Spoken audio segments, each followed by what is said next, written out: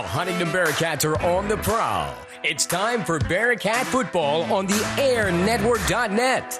Tonight's game is brought to you by D.C. Goodman & Sons and the Goodman family. Penn Highlands Community College, the Huntingdon campus on Margie Drive. Brenneman's Meat Markets, Huntingdon and Mount Union. Mel's Concrete, LLC. All-American Pizza and Subs in downtown Huntingdon. The Huntingdon County Drop-In Center. And the Ike Taylor Show live every Wednesday night at 10 p.m. on the airnetwork.net. And now, with all the action of tonight's game, here's Statman Chad States and Coach Jim Zauzig live on the airnetwork.net.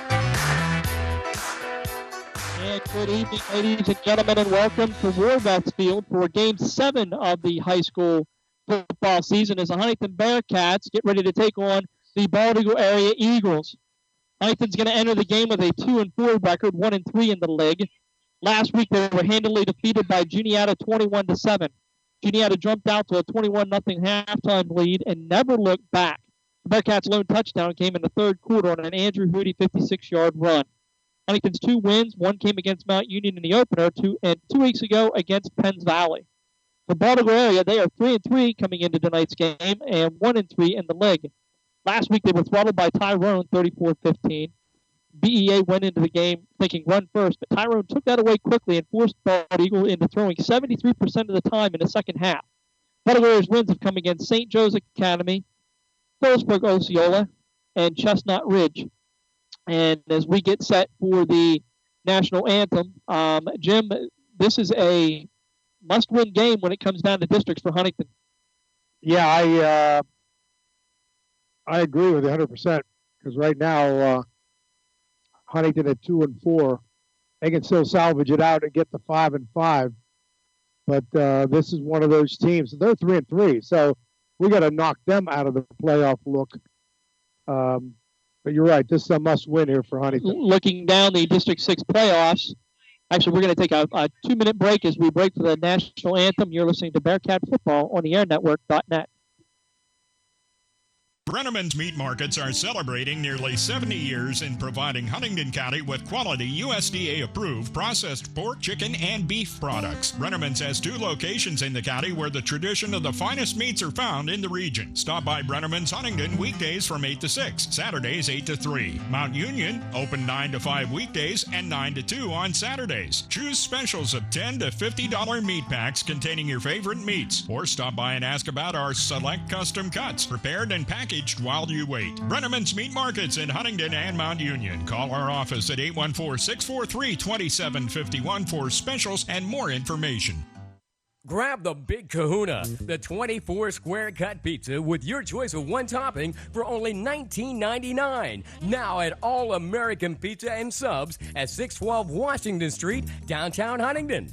All American Pizza and Subs has delivery, and they're the home of great pizza, subs, salad, wings, and more for lunch, dinner, or a late-night snack.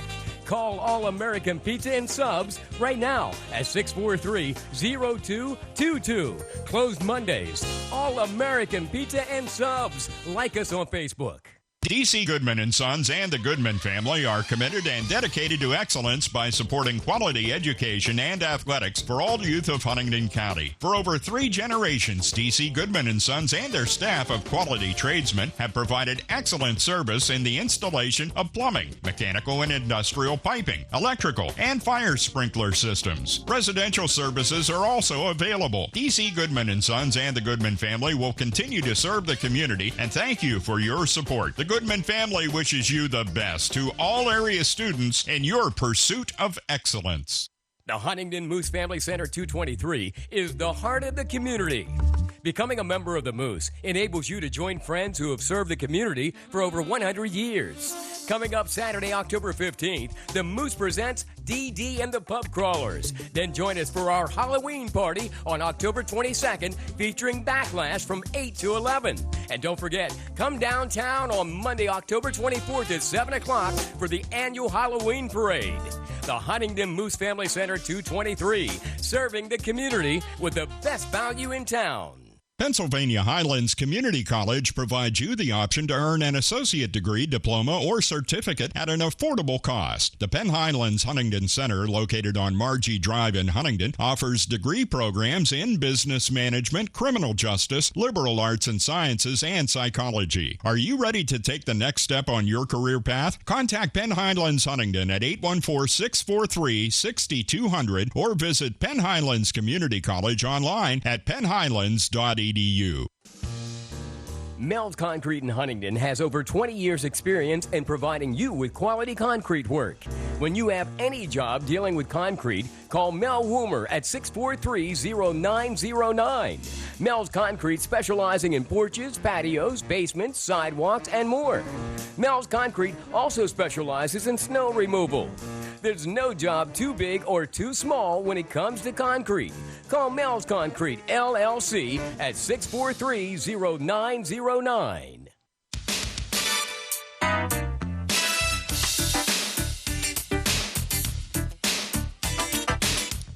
And now, back to Huntingdon Bearcat football on the airnetwork.net. And welcome back to War Vets Field. As Jim and I were alluding to right before that break in the rousing rendition of the alma mater and the national anthem given by the Huntingdon area Marching Cats. Huntingdon in a little bit of a pickle here at 2-4. They are sitting in 7th place in the District 6 playoffs with 250 points. Baltimore area in 5th with 310. Now, Jim, I'm not a scholar on how these points work, but it doesn't take a mathematician to really figure out that Huntingdon has to win tonight to try to get Baltimore area knocked down from that 5th spot and try and get in there as well. Well, let me show my ignorance. How many get into the Only six get into the playoffs, and right now Huntingdon is 50 points. Huntingdon is 50 points behind 6th place Bedford in that 6th spot. So only 6 get in AAA this year, which is a little bit different than the way. You're right. Beating Bald Eagle that would be. Beating Bald Eagle is a must. Huge. It's an absolute must for them. Huntingdon so far is being led on the year by running back Ian Porter. Ian with 152 carries and 702 yards and 13 touchdowns. He's averaging 117 rush yards per game. The quarterback spot, Andrew Hootie, is 37 of 60 for 526 yards and 3 touchdowns. He's averaging 88 yards passing per game. And Jonathan Price from the wide receiver spot, 18 catches for 309 yards for a 52-yard average. Bearcats are averaging 293 yards of total offense. We flip it over and we look at Baltimore area. Baltimore area is being led by their senior quarterback, Tanner Kresovich, who has thrown for 675 yards, rushed for 235, and scoring 6 touchdowns. And senior Hunter Hockenberry has rushed for 199 yards and 6 touchdowns. When you start to look at what these teams want to do, based off of last week and what I heard, Baltimore area didn't want to try and throw the ball against the Tyrone defense. Jim, do you think they want to try and throw the ball against the Huntington defense tonight? Well, based on what would be their scouting report, I definitely would test those waters. Right now, Kresovich seems to be the weapon here for Bald Eagle, passing for 675, and he's also involved in the rushing at 235. He's basically the leading rusher. Dubs has 243, so he's only 8 yards behind in rushing. Right.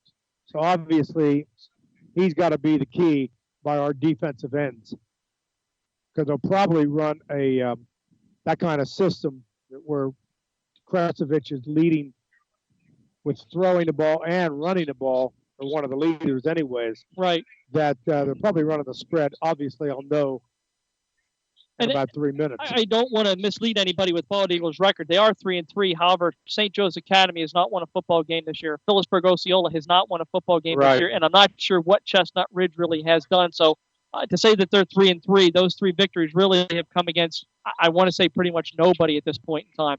Also want to remind folks out there listening that it is homecoming tonight here at Huntington, so a homecoming queen will be crowned.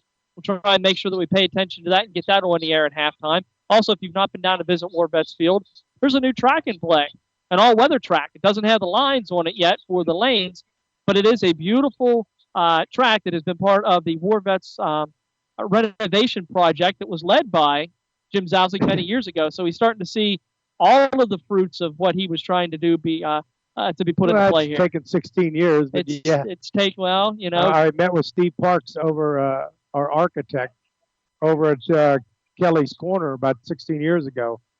And we went over the field house, and he said, let's go over the whole War Vets Field plan and not just the field house.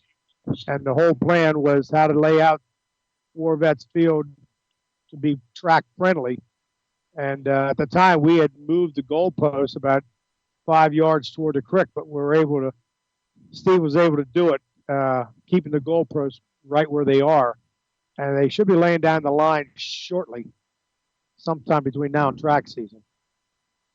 And that'll be good. Again, one of the prettier facilities. If you want to get out and watch a high school football game, definitely coming to Huntingdon is something you want to see. A big, beautiful H in the middle of the field. Tonight we actually, like I said, we have homecoming, so we've got cheerleaders from days gone by. I don't want to say that too loud; they might get a little bit offended for that. Well, I just heard that one of the cheerleaders pulled a muscle already. We haven't started the game yet. There you go. Again, cheerleaders from days gone by that are out here that might be doing stuff that they probably aren't accustomed to. That's at this why point I'm up in time. here. That's I know exactly I won't right. muscles up here. Listen, I hear you. I was just talking to my buddy about a pulled muscle that I have, and it's it's when age creeps up, some of this stuff, you just can't do what you used to do, and maybe somebody just learned a lesson tonight. So who knows? As we get ready for kickoff here, it looks like Huntingdon will be receiving the kickoff, and Jim, I'll turn things over to you. Bald Area's kicker kind of looks a little bit like Joey Julius out there. He's a big old boy. Yes, he is. They must have a scouting report on him. Let's get him. That's Eli Myers, number 50, 6'1", 275 pounds. So we're going to see if he's just as nimble as Joey Julius as we are set for kickoff here at War Vets Field. Price and Glennie are standing on the 15-yard line. He pops it up at the 40, and smart play by Alex Mikett. He called a fair catch at the 40-yard line, and I got a feeling it wasn't called on. He can't be that. It's just the way he approached the ball. He wanted to kick it deep, but he popped it up about 15 yards. It came down to our own 40-yard line where Mike and Fair caught the ball on a kickoff. Not too many people know you can fair catch a kickoff. So Bald Eagle Area's version of Joey Julius with a 10-yard kickoff, and we're set for the Bearcat offense. First down for Huntingdon on their own 40-yard line at the right hash. We go zip, fake the zip back to the short side with Ian Border. Fake the zip to the wide side and came back to the short side of the field to the off right tackle, Ian Border, good for 3 yards. Again, Border coming into the game with over 700 yards on the season, averaging 117 per game. Last week kind of held in check against Juniata. Sloppy conditions. I now connect Sale. I just drove back from Virginia Beach. Kept one step ahead of the Hurricane. Second down and 7. Hootie rolls to the wide side left there. He's got his man out in the flat. Nice throw on the run by Andrew Hootie. Complete to Price at crosses the 50-yard line into Bald Eagle territory at Bald Eagle's 47-yard line. They're going to give him a good spot on that. It's going to be a 10-yard pickup for him. Yeah. Yes, it is. 10-yard pass play and a first down for Huntington. But he's rolling to the left. He's right-handed, so he's got to turn his shoulders, and he threw it right on the button to Price for first down. Price has been Huntington's leading receiver. That's his 19th catch on the season. Price now is a slot to the wide side of the field, which is on the right side now. Handed off the border to the short side. Off tackle. He falls a guard. He can beat this guy. He has the sideline, but he's brought down by number 39, Blake Roberts, sophomore. But Border does cross the 35 to the 36-yard line. Pickup of 11 and a first down for Huntington out to the 36. So some offensive diversity early on by the Bearcats here. Huntington first and 10 at the Bald Eagle 36-yard line. Ball's on the left hash. Tight slot. We're going to zip motion to the right. Again, they fake it to him and give it to Border off tackle right. He crosses the 30 to the 27-yard line. Gain of about 8. Austin Young on the tackle for Bald Eagle. He leads the team in tackles with 43. He's an outside linebacker. He has 2.5 sacks also this year.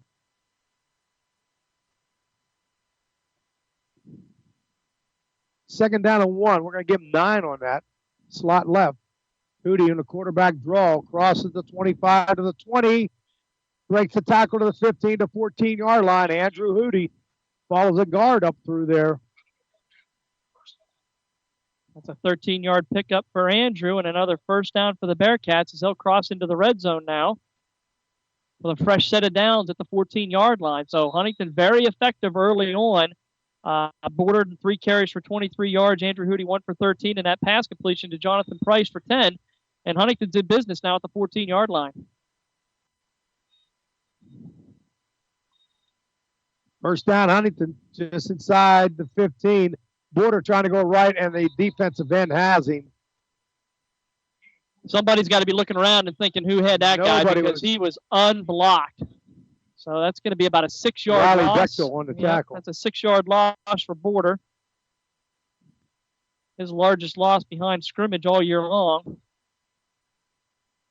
But that guy was unblocked coming in there.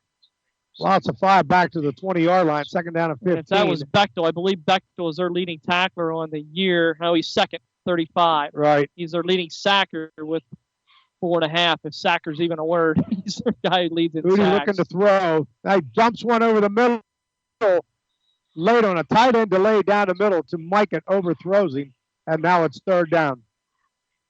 So a big third down coming up for Huntington here at the 20-yard line. I would say right now you're in 4-down territory if you don't get this. Yeah. I'm not even sure if they'd be going for it. Ball's on the 20.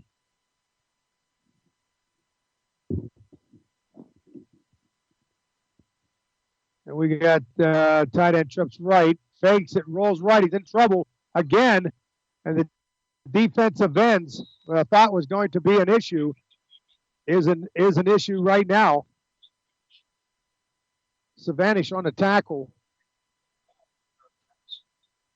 7-yard sack on Hootie as they're taking all the way back to the 27-yard line. So what was once looking as a promising 1st and 10 from the 14 is now turned into a 4th and forever at the 27-yard line. They get a first down, they got to get to the 5-yard line. You either throw one for the end zone or throw into one of your playmakers and hope he can break some tackles. Hootie, there's a screen. Flanker screen, he's got room. To the 20, 15, 10, 5, he's in. Price is in. There it is. I was going to say, either throw a screen to one of your playmakers and hope he does it, or just throw for the end zone, but it's a flanker screen. Well executed by Huntington on a 4th down and whatever. Forever is what that ended up being. About 18. Touchdown Huntington, and they go ahead 6-0. And that's a play, Jim, we've seen Huntington use in crucial times before and come up big with that. So that should have been a surprise to Baltimore area for that play, but it's hard to defend. I mean, it's really hard to defend. If you block it well. Ian Border good on the extra point, and Huntington, with 8:36 left in the first period, scores first on their first possession.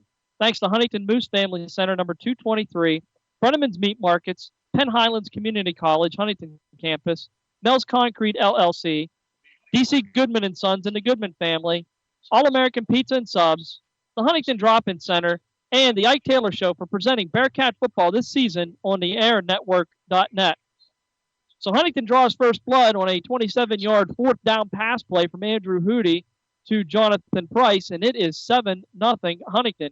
And again, what should not have been a surprise play for Baltimore. They had to have seen that on tape before, but you get Jonathan Price in some space, he's pretty dangerous, and he's proved that all season long. That's exactly what you need to do in that 4th and forever, because you're not going to throw one deep, try to get to one of your playmakers and hope that he can break some tackles, and he did. So great. That was a 60-yard drive. Took only 3 minutes and 30 seconds. 3:24 to be exact. Border was good on the extra point. Ian's going to be kicking off here for Huntington. Kickoff is low, picked up at the 33, and knocked out of bounds at the 39 is number 31. So he sort of squibbed that one.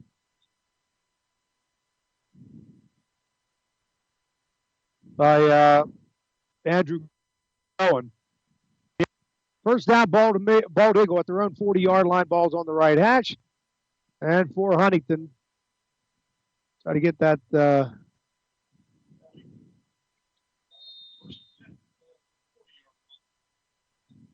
77 is Shopey.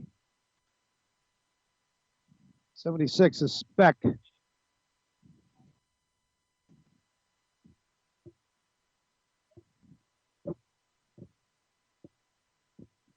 First down. Oh,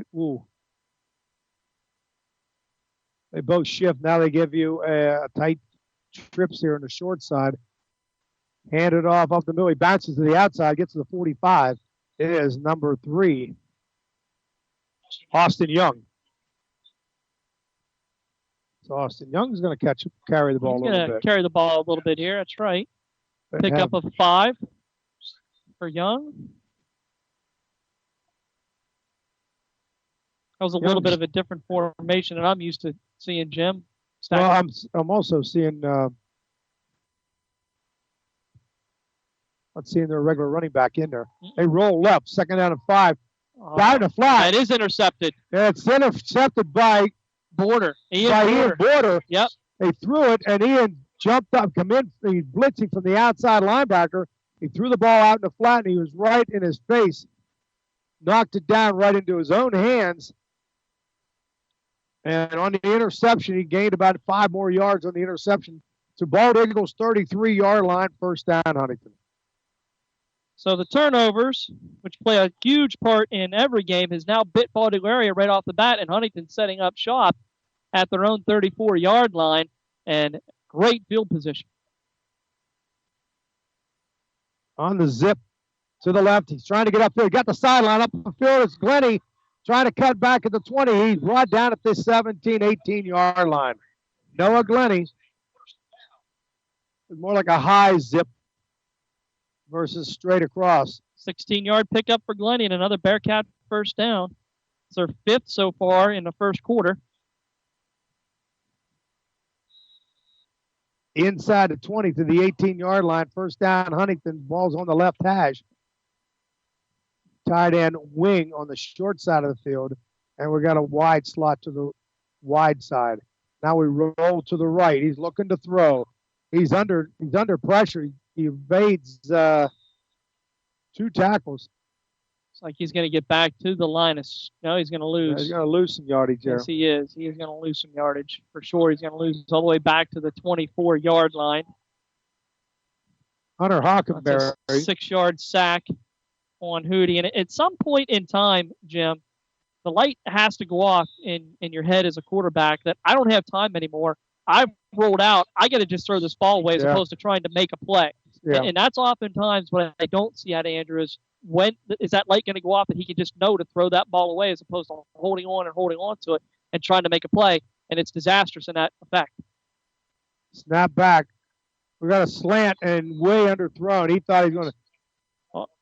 Again, I think that was a call. Well, I don't think the quarterback and the receiver are on the same page as Andrew. That's what I'm saying. That was an audible at the line. Absolutely. And Finkel, it was supposed to either slant or slant and go. And he was there for the slant, and Hootie threw it for the slant. That was Jarris Warner, but he just kept on going. He just, number 7, just kept on going straight down the field. So another missed opportunity for the Bearcats, and it brings up a 3rd down and about 15. Well, this is where we start shining. 3rd down and 16 at their own 25-yard line. We roll to the wide side again. Pressure from the defensive end. He got away from him. Now he's got room to throw it deep. He's got his man. Price. Touchdown, Price. All from Hootie evading the defensive ends. What I was going to mention earlier was all the plays are being made by their defensive ends. Not sure if we want to just roll right into those guys that are making all the sacks and all the tackles. But Andrew Hootie was able to evade a tackle, and then he had room to turn his shoulder and found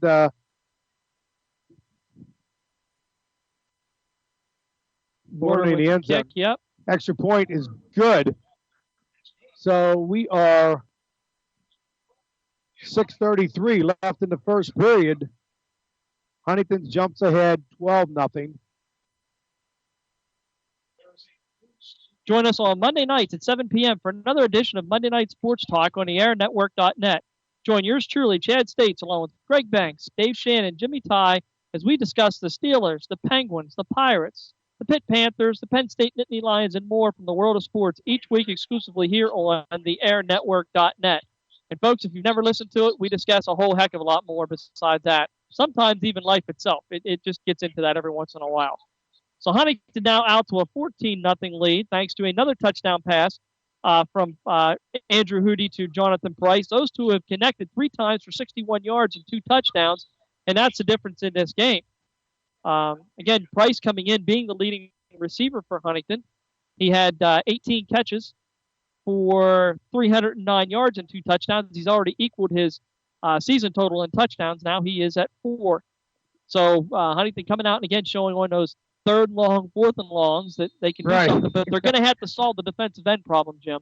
Yeah, I mean, that's where you're living dangerously by doing this. That's where the Bald Eagles' strength is. That the outside linebacker defensive ends.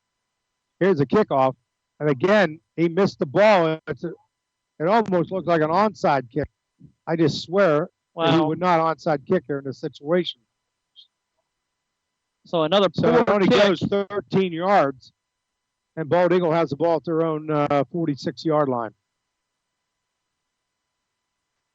And another poor kick, and this is something that, you know, the special teams bugaboo in one way or the other every game has kind of come back to hurt Huntington, whether it was on kickoff returns one game, you know, allowing too many yards on it our own where we just weren't getting enough, or now tonight.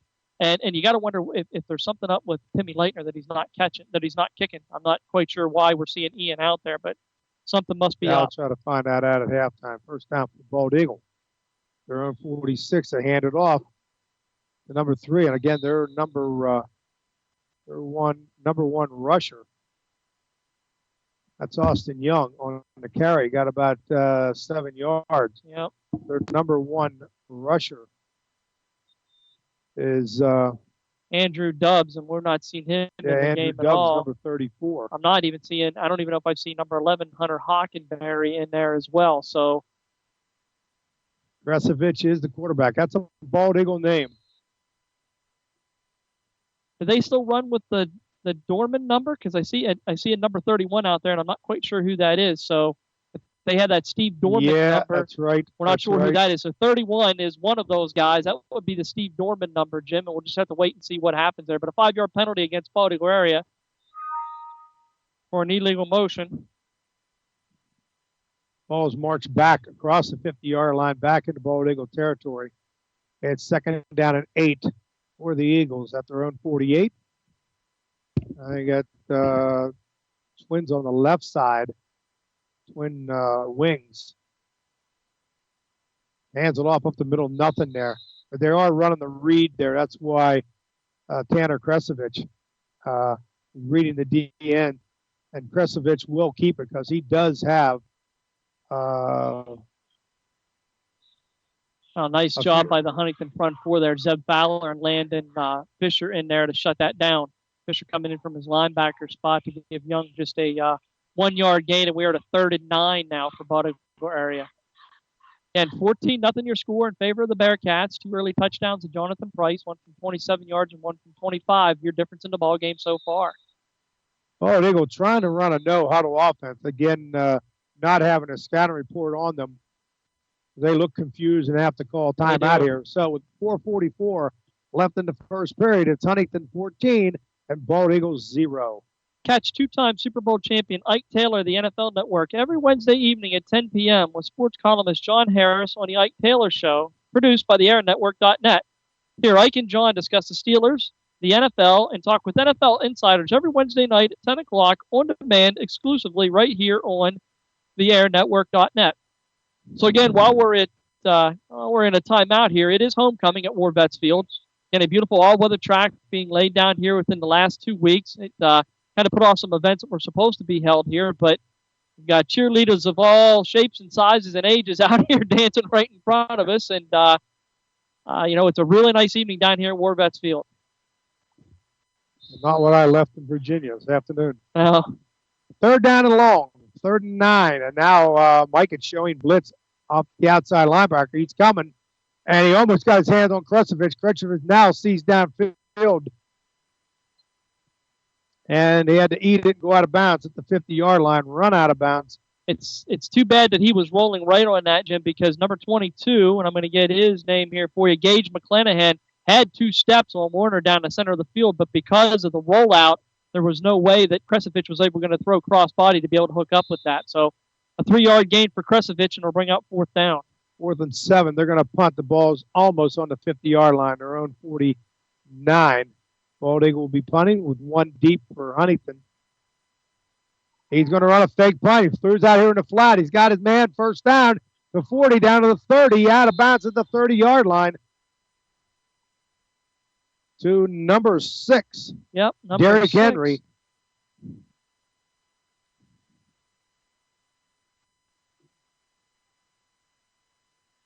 And the ball goes down to the 30-yard line of Huntington. 1st down, Bald Eagle on the fake punt.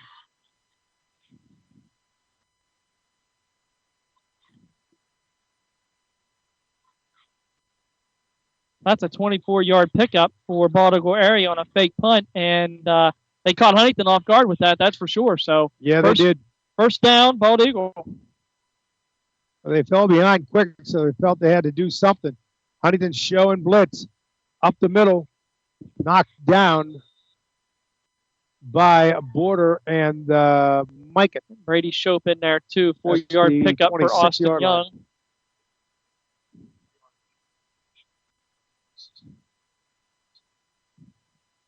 For Huntington, the front 3 is Bryant Speck, number 76, Brady Shope, number 77, and Zeb Fowler, number 56. Outside backers is Border and Mikett. Inside backers is Newingham, number 14, and Fisher. 2nd down at 6 for Bald Eagle. Hands it off right up the middle, stopped right there by Newingham at the 24-yard line. He was short of the 1st down by 3. And it's 3rd and 39, Blake Roberts on the carry.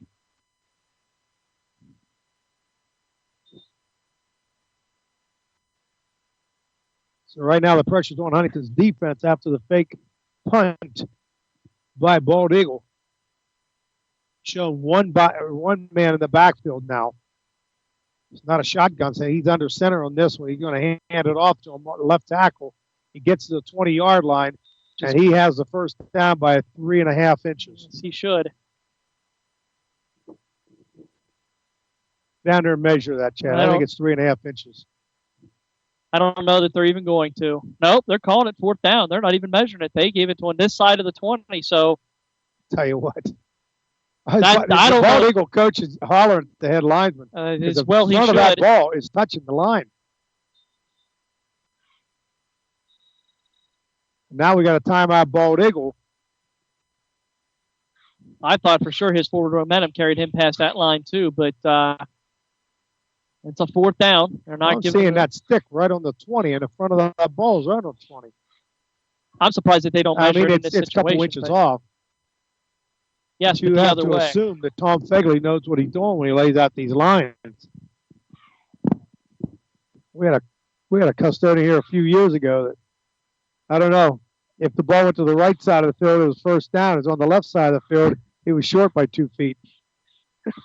I'm not mentioning any names. Boy, there are a lot of cheerleaders out here. There's a lot of cheerleaders out here, I told you. We got the 2nd time out now by Bald Eagle, as they're looking at 4th down and inches.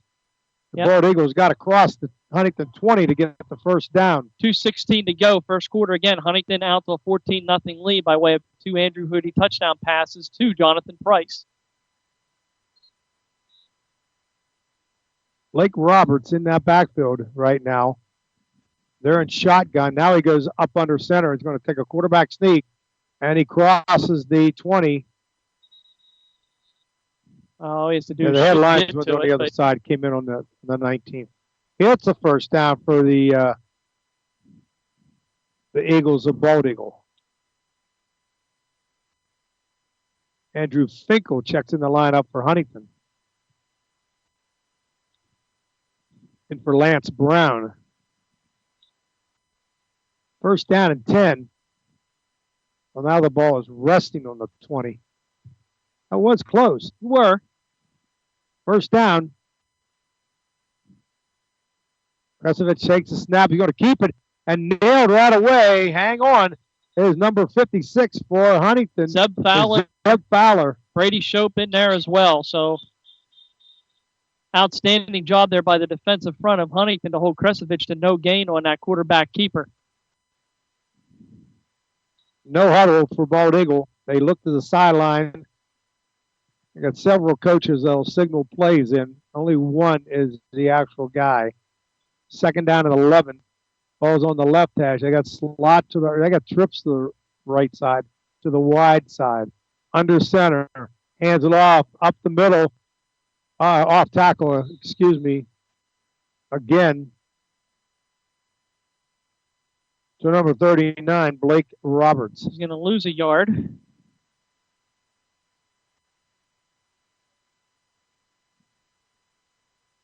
Third and 11 for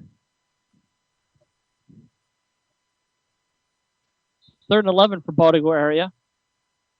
McClanahan here is part of the trips with Derrick Henry. Trips right. 3rd and 10. Kresovich takes a snap. He rolls toward the trip side. Throws underneath. Got his man, but only to the 17-yard line. A gain of 4. It's going to be 4th down and 8. That's McClanahan on that reception, his first of the evening. But, yes, it will bring up a 4th down. And he Bearcat. That's X out. What we used to call X out. The number 3 man just goes out in the flat. So it's 4th down and 7. Bald Eagle getting ready to get a play here. 47. After seeing their kickoff, 32. I'm sure they don't have a kicker. It's true. 32 seconds left to go, first quarter. Ball's on the right hash. Kresovich has it. He's going to drop back. He's trying to run a screen. He can't. He tucks the ball away. We run him. He got down the sideline. 15, 14. But he does not get to the first down. He had to get to the 10-yard line. Like I said, Kresovich is a Bald Eagle name. You just sort of look at rosters and you say, okay, that guy's from Tyrone Central. Kresovich is a Bald Eagle name. He comes up as he scrambled down the right sideline, and Huntington's linebackers zeroed in on him before he got to the 10-yard line. It'll be 1st and 10 on the Huntington 13-yard line. So after a bad kickoff, we survived the scare here, and Huntington will take over at their own 13. We hand it off right tackle, and offensive line is not getting a push right now for Huntington. Not at all. Quarter draw for another loss. Move it back to the 11. That'll be the final play of the first quarter. So your score at the end of quarter number 1, Huntington 14, Bald Eagle area 0. You are listening to Bearcat Football, and Chad States, the stat man, and Jim Zauzig, the coach, on the airnetwork.net. Grab the Big Kahuna, the 24-square cut pizza with your choice of one topping for only $19.99. Now at All American Pizza and Subs at 612 Washington Street, downtown Huntington. All American Pizza and Subs has delivery, and they're the home of great pizza, subs, salad, wings, and more for lunch, dinner, or a late-night snack. Call All American Pizza and Subs right now at 643-0222. Closed Mondays. All American Pizza and Subs. Like us on Facebook. Pennsylvania Highlands Community College provides you the option to earn an associate degree, diploma, or certificate at an affordable cost. The Penn Highlands Huntingdon Center, located on Margie Drive in Huntingdon, offers degree programs in business management, criminal justice, liberal arts and sciences, and psychology. Are you ready to take the next step on your career path? Contact Penn Highlands Huntingdon at 814-643-6200 or visit Penn Highlands Community College online at pennhighlands.edu. And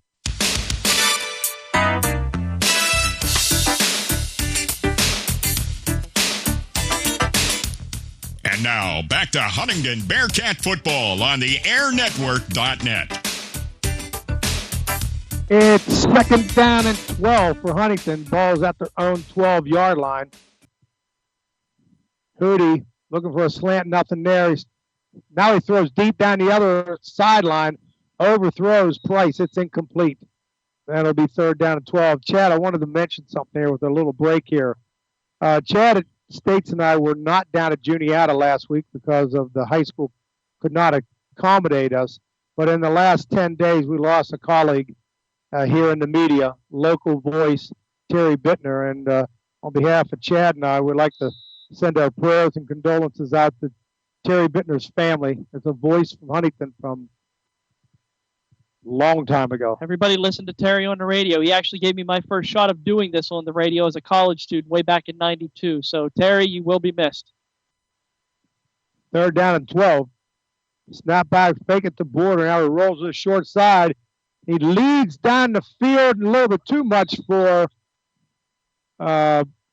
Price. And it'll be 4th down. Price and Sellers were deep. But he picked the wrong receiver. Sellers was open on this side, and he picked the wrong receiver to throw to. If he throws to Sellers, they were kind of bunched together, but if he throws to Sellers, he's got a completion. Sellers had 5 steps on the nearest defender, so incomplete pass. That's a tough throw for him. He's rolling left, and he's right-handed. He maybe just didn't see him. There's a punt by Udi, and it comes down at the 50. Picks it up on the bounce, back at the 45. He comes back to the 50. And we miss a tackle. We got a flag, probably a block here. He does get down to Huntington's 42-yard line, but there is a flag on the return, which usually says clipping or pushing the back or holding something on Bald Eagle. There's always flags on special teams plays, it seems like. It doesn't matter whether it's high pushing school the back, it's an illegal college or block. pros. That's right. Just some first quarter stats there for you. Huntington with 92 yards of total offense. Baldwin with 57. Andrew Hootie leading the way. He was 3 of 6 for 61 yards in those pair of touchdowns to Jonathan Price. So the ball is going to be marched back to the 45-yard line. Probably 5 yards from the spot. 5 yards from the spot of the foul is what that ends up being. So Bald Eagles had some decent field position. They just have no points as Huntington's tightened down the defense a little bit once they got close to the red zone. 1st down, Bald Eagle at their own 45-yard line. Again, they have twin wings here to the left. Quarterback keeps it off tackle. And there is a flag. They have probably, yes, there was no tight end on this side, which doesn't mean much. But they better have a tight end on the other side. And both of the headlines, when they look at each other, they have hand signals to let them know that I don't have a tight end, you have one.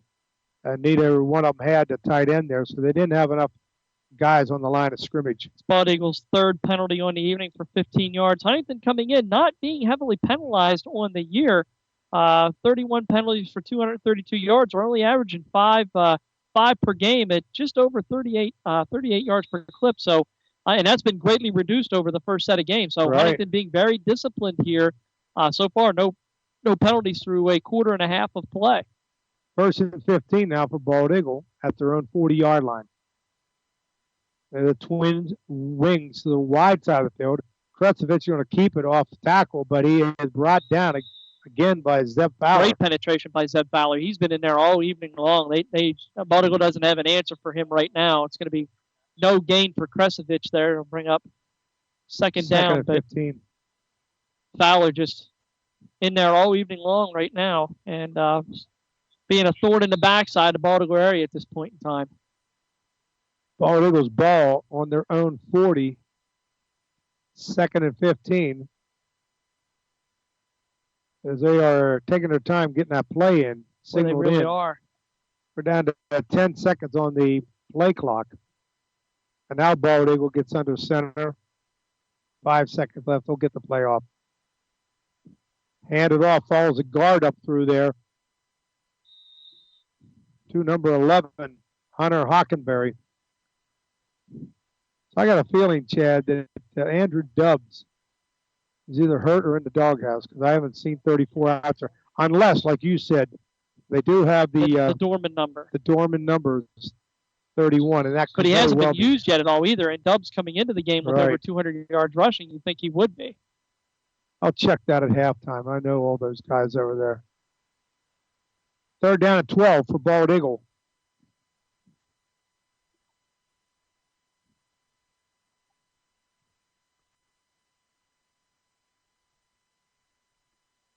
Snap back. Looking to throw. He scrambles out of the pocket trying to get to the 50-yard line. Huntington closes down quickly on him with Mikett and Newingham for a 4-yard gain, but it'll be 4th and 8.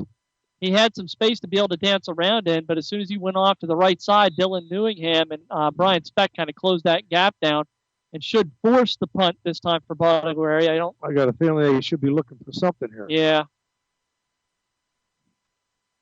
They are setting up a different. This is Bald Eagle. This is.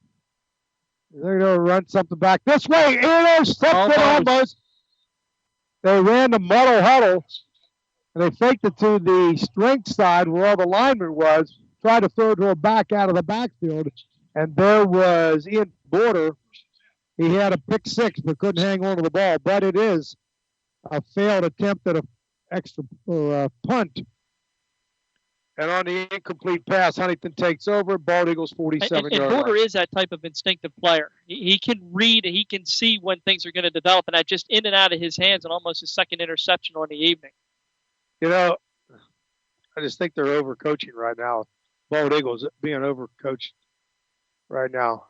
Punt the ball and wait to the next series. Border off tackle left. Huntington getting a little push now. Still tough yardage on the left for Ian side. there. He does get to the 42, a gain of 6. That'll be 2nd down and 4. Tough yardage for Ian tonight. He's not going too far before he's getting hit. Well, Bald Eagle come out with the muddle huddle. It's like Stokes did that back in the 80s, and now no matter what happens and who's coaching up there, the muddle huddle will still be part of Bald Eagle's offense. We played here that he sent a guy in motion doing backflips. Right. And that was Stoker. And cartwheels. And cartwheels, yeah. 2nd down and 4 for Huntington. They're in Bald Eagle territory. Wildcat. They go Wildcat, and Ian Border is going nowhere. Trying to get to the short side of the field.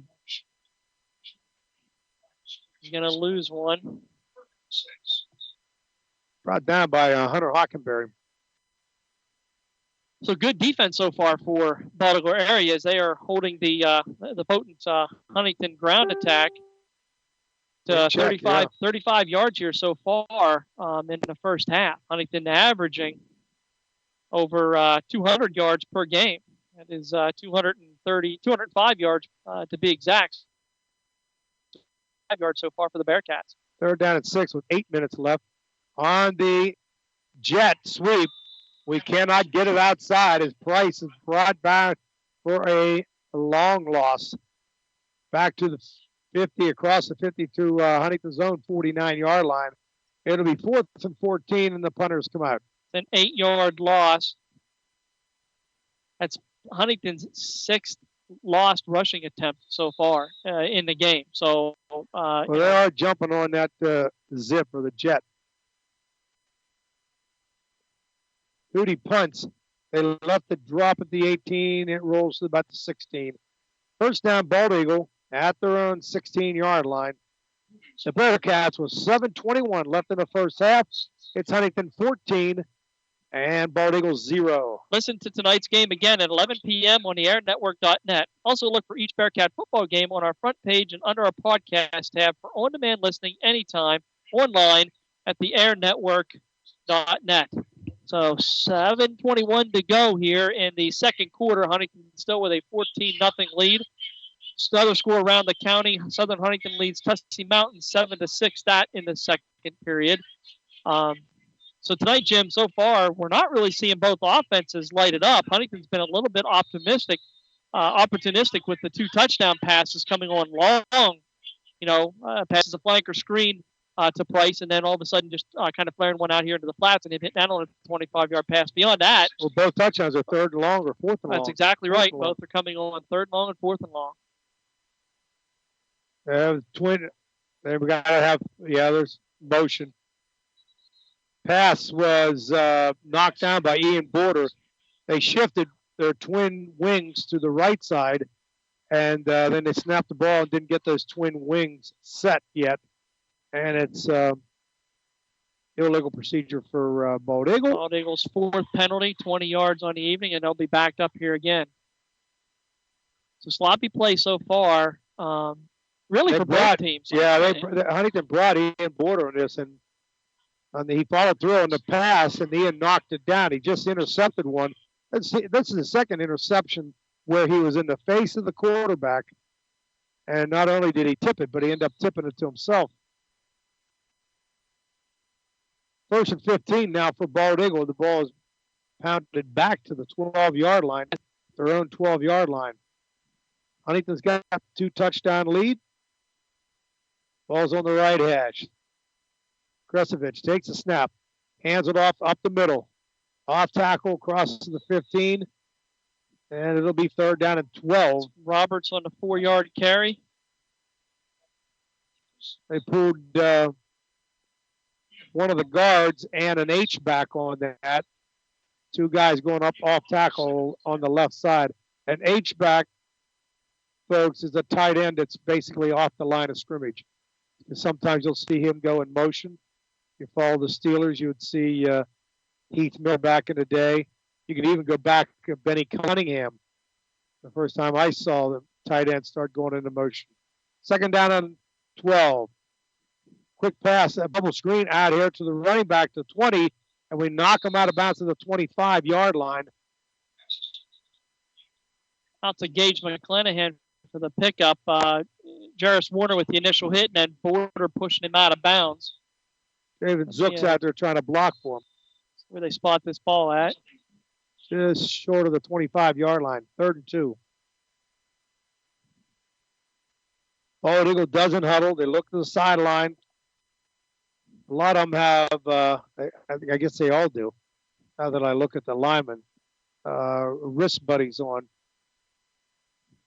3rd down, under center, hands it off up the middle. We stopped him, but he keeps his feet moving to get the 1st down. Is number 30.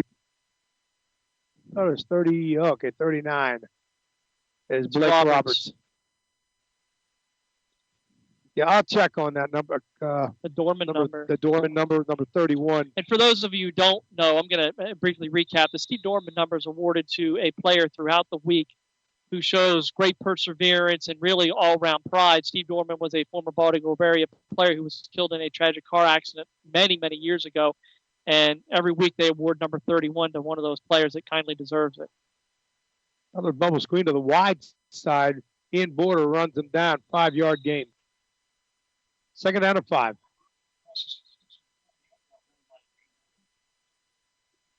McClanahan on the reception. 5:20 left in the first half. After a couple quick scores by Huntington, the game settled down now. Being a little bit of a defensive struggle here in the second period. But Huntington has a 2-touchdown lead at 14-0. Now Mike and Border showing blitz. They run off tackle to the short side of the field. They cross the 35 to the 36, but he's going to be short. It's going to be 3rd down and 2. Huntington comes into the game with a record of 2-4, and they're chasing down Bald Eagle, who is 3-3. Bald Eagle right now, as we speak, is in the playoff hunt. But if Huntington knock them off here, Huntington will probably move into. And Huntington has Phillipsburg Osceola next week, who doesn't have a point in the district. So, again, Huntington has to win 3 out of their point yet. Maybe not. Huntington has to win 3 of their last 4 for sure to even have a shot at getting into District 6 playoffs. Quarterback keeps it. Crosses the 40. Got the 1st down. Gets to the 46. 45-yard line. Kresovich on the quarterback knock, so to speak. He just followed the blockers up the left side, off tackle. 9-yard pickup for Kresovich. Brady Shoke checks back in the lineup for Huntington. Kresovich, 7 carries, 21 yards, leading the Bald Eagle attack so far from the quarterback position.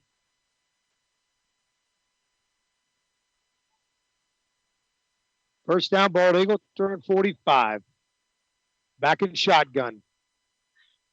Takes a snap, hands it off up the middle.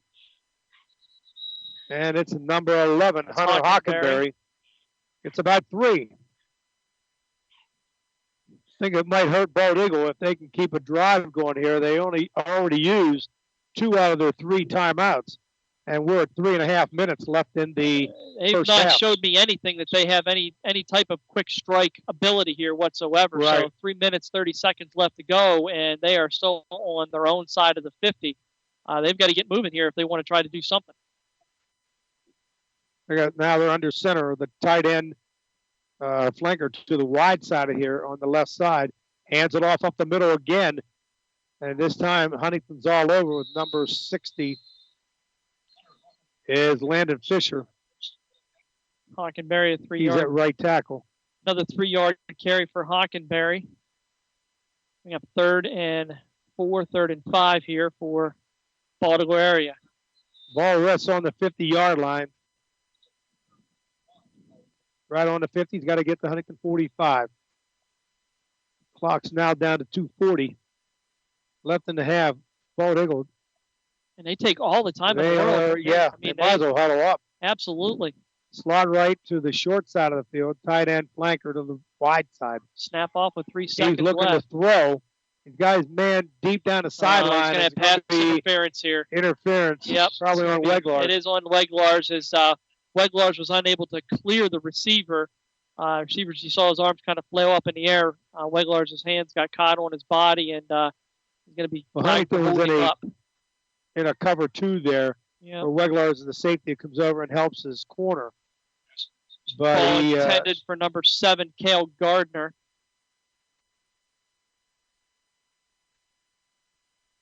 That'll be a 15-yard penalty, and it will be a first down for Bald Eagle area. Gardner is the 2nd leading receiver for the team. He has 140 yards coming into this game. Like I said, Bald Eagle is 3-3 on the year. Huntington 2-4. Bald Eagle now at the Huntington 35-yard line by way of that penalty. So they haven't been able to get a big play, but that is a big play for them so far in this game right now.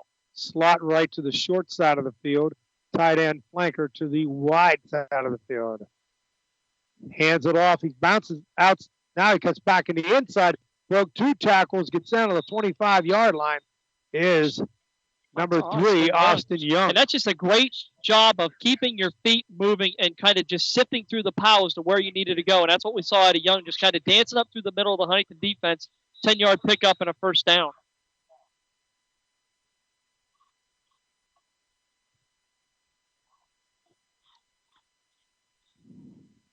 So a big series here for Bald Eagle area.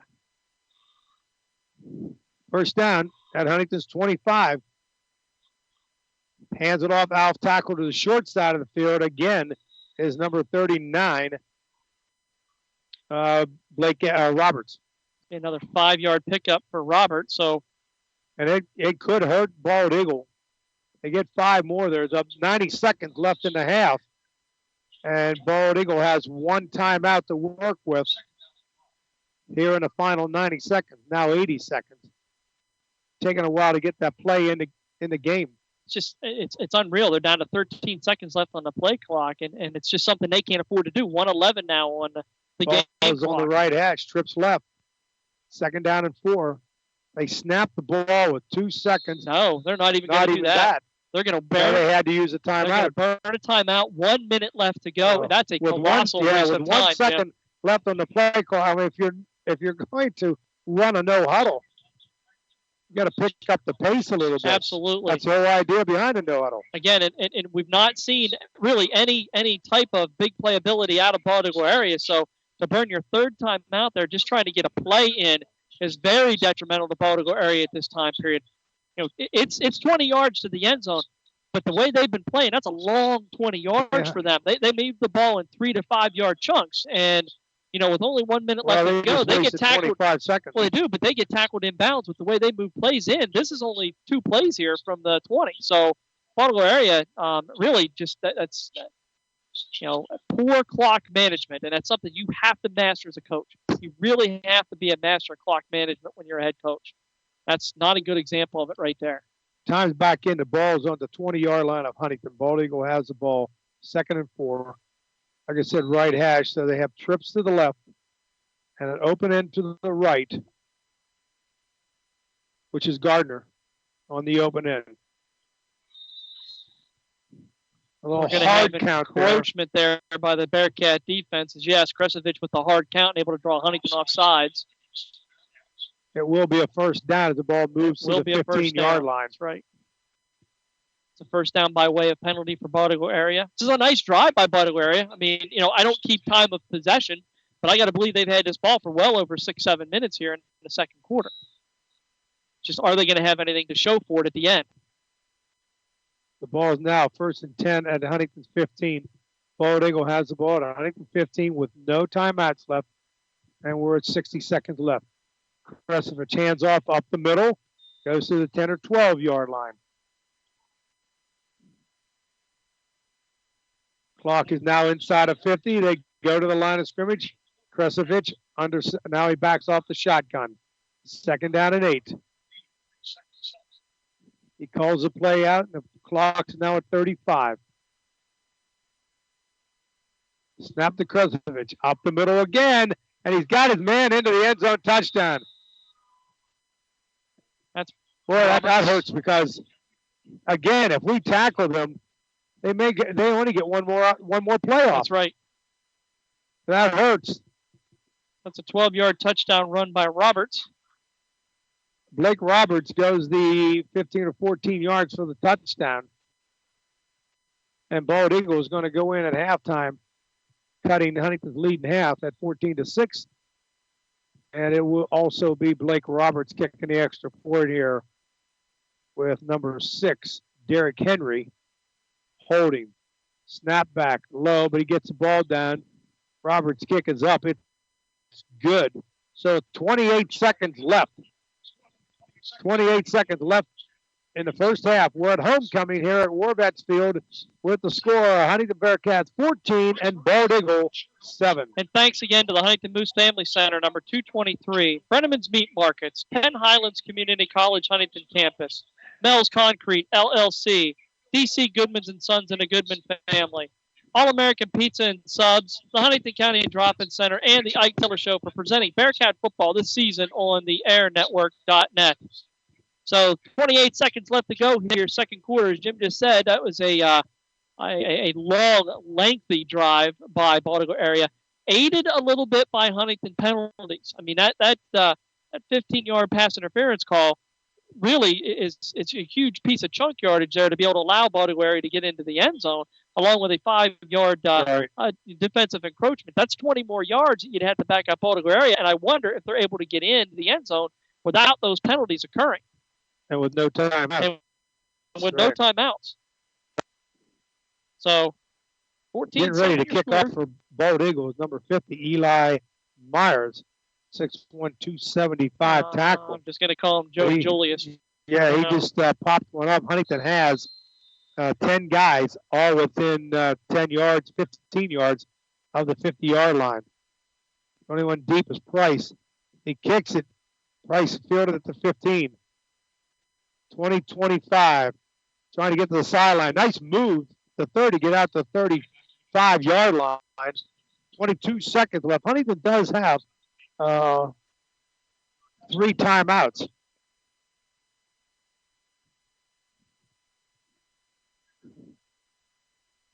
What do you call here, Coach? You've already used the flanker screen. So well, again, you're trying to get your playmakers in the open field here. Unless they can spread them out and then run border up the middle. We're in with a tight wing and a tight end. Price goes in motion to the wide side. Now flag is down. Illegal procedure for Huntington. Their third penalty. So we had said that they had limited their penalties early on, and now they're probably want you to go back to 22, here, right? So, yeah. So it kind of jinxed them a little bit, but first and 15 from their own 30 are the Bearcats. 14-7 your score. Going to take a knee now. Yep, they're going to just take a knee and go in at halftime. Probably the smart move to do. Booty takes a snap, takes a knee with 20. 20 seconds left on the clock. So that's the clock's going to wind down. That's going to do it here for the first half. Your score, the Huntingdon Bearcats 14, Bald Eagle area 7. You're listening to Bearcat Football on the airnetwork.net. The Huntingdon Moose Family Center 223 is the heart of the community. Becoming a member of the Moose enables you to join friends who have served the community for over 100 years. Coming up Saturday, October 15th, the Moose presents DD and the Pub Crawlers. Then join us for our Halloween party on October 22nd, featuring Backlash from 8 to 11. And don't forget, come downtown on Monday, October 24th at 7 o'clock for the annual Halloween parade. The Huntingdon Moose Family Center 223, serving the community with the best value in town. Brenneman's Meat Markets are celebrating nearly 70 years in providing Huntingdon County with quality USDA-approved processed pork, chicken, and beef products. Brenneman's has 2 locations in the county where the tradition of the finest meats are found in the region. Stop by Brenneman's Huntingdon weekdays from 8 to 6, Saturdays 8 to 3. Mount Union, open 9 to 5 weekdays and 9 to 2 on Saturdays. Choose specials of $10 to $50 meat packs containing your favorite meats. Or stop by and ask about our select custom cuts, prepared and packaged while you wait. Brenneman's Meat Markets in Huntingdon and Mount Union. Call our office at 814-643-2751 for specials and more information. Mel's Concrete in Huntingdon has over 20 years' experience in providing you with quality concrete work. When you have any job dealing with concrete, call Mel Woomer at 643-0909. Mel's Concrete specializing in porches, patios, basements, sidewalks, and more. Mel's Concrete also specializes in snow removal. There's no job too big or too small when it comes to concrete. Call Mel's Concrete, LLC at 643-0909. D.C. Goodman & Sons and the Goodman family are committed and dedicated to excellence by supporting quality education and athletics for all youth of Huntingdon County. For over 3 generations, D.C. Goodman & Sons and their staff of quality tradesmen have provided excellent service in the installation of plumbing, mechanical and industrial piping, electrical, and fire sprinkler systems. Residential services are also available. D.C. Goodman & Sons and the Goodman family will continue to serve the community, and thank you for your support. The Goodman family wishes you the best to all area students in your pursuit of excellence. Grab the Big Kahuna, the 24-square cut pizza with your choice of one topping for only $19.99. Now at All American Pizza and Subs at 612 Washington Street, downtown Huntingdon. All American Pizza and Subs has delivery, and they're the home of great pizza, subs, salad, wings, and more for lunch, dinner, or a late-night snack.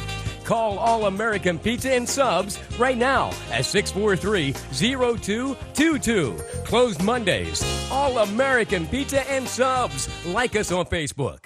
Pennsylvania Highlands Community College provides you the option to earn an associate degree, diploma, or certificate at an affordable cost. The Penn Highlands Huntingdon Center, located on Margie Drive in Huntingdon, offers degree programs in business management, criminal justice, liberal arts and sciences, and psychology. Are you ready to take the next step on your career path? Contact Penn Highlands Huntingdon at 814-643-6200 or visit Penn Highlands Community College online at pennhighlands.edu. It's the airnetwork.net. Greg Banks in the studio tonight. It's halftime as Huntingdon hosts Bald Eagle area tonight at War Vets Field live in Huntingdon, Pennsylvania. It's homecoming night, and it's halftime with the score of the Bearcats 14 and Bald Eagle area 7. We'll join Coach Jim Zauzig along with Chad States, the stat man, coming up in about maybe 20 minutes or so. Kind of elongated halftime, if you will, of tonight because of the homecoming festivities. We'll find out who is crowned homecoming queen, hopefully coming up in the next few moments, so you'll want to keep it here. Last check, couple of other games around the area, including Southern Huntingdon hosting Tussey Mountain tonight. That score, last check, was 7-6 in the second quarter. And, of course, we'll try to get you updated on some other area scores as well. This is the airnetwork.net, of course, live and, of course, local. Huntingdon Bearcats is our forte, if you will. We will cover all Huntingdon Bearcat sports, including football, coming up boys and girls basketball, wrestling for the winter months, and then softball and also baseball. We thank all of our supporters, our underwriters, our commercial sponsors, if you will. And there's a list of them. We'll go through that list for you. But also keep in mind that all games that you hear on the airnetwork.net restream. For instance, this game, after it's completed tonight at 11 o'clock, will be restreaming at the airnetwork.net, also on TuneIn, the app that you can download onto your phone and listen to the Air Network. So you'll be able to hear their restreams throughout the weekend. In addition to that, go to our front page at www.theairnetwork.net and check out the story first thing tomorrow morning. Click on that and listen to the complete game with Chad States and also Jim Zauzig. Meanwhile, we're keeping some prayers and thoughts for our friends in southeastern USA, down around the Florida, also the coast of Georgia and South Carolina, North Carolina tonight. One of our co-workers, Ike Taylor, formerly of the Pittsburgh Steelers, down in the Orlando area with his family this evening, hunkering down, of course, battening the hatches, if you will, was able to not meet us on Wednesday night for his live show, which is syndicated throughout the nation and, of course, throughout the world here on the airnetwork.net, in which we produce his show. So if you are an Ike Taylor fan, keep in mind that Ike will be joining us every Wednesday night at 10 p.m., of course, here on the airnetwork.net and some radio stations around the country. Now, having said that, last Wednesday, or just a couple of nights ago, we got a call from Ike saying that he was having power problems in Orlando as Hurricane Matthew was just beginning to generate some stream in the Florida area, of course, battering the Caribbean, in addition to Haiti, more importantly, and, of course, coming up the coast. So he was not able to join us for the show. However, we did get a chance to talk with his co-host, John Harris, who is a writer for, recently, the Trib Review, the Pittsburgh newspaper. In addition to that, has written for major newspapers in Detroit, Florida, also in Kentucky. And John shared with us on Wednesday night when we had a chance to find out a little bit more about him, how he and Ike originally came together to do a radio show in Pittsburgh while Ike was playing for the Steelers for 12 years.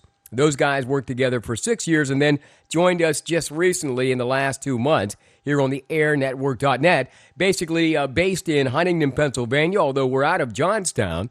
We have a studio in Huntingdon, PA, and that's why we're loyal to the Bearcats, because obviously if you're an alum, and in my case, a Mat man or a Cat man, you know, or a Mat Cat, as it were, or a baseball player, you're loyal to your home school. So we talked with John just a little bit on Wednesday. If you missed that conversation, here it is on the airnetwork.net. John Harris of The Ike Taylor Show joining us Wednesday night, talking a little bit about his background in journalism.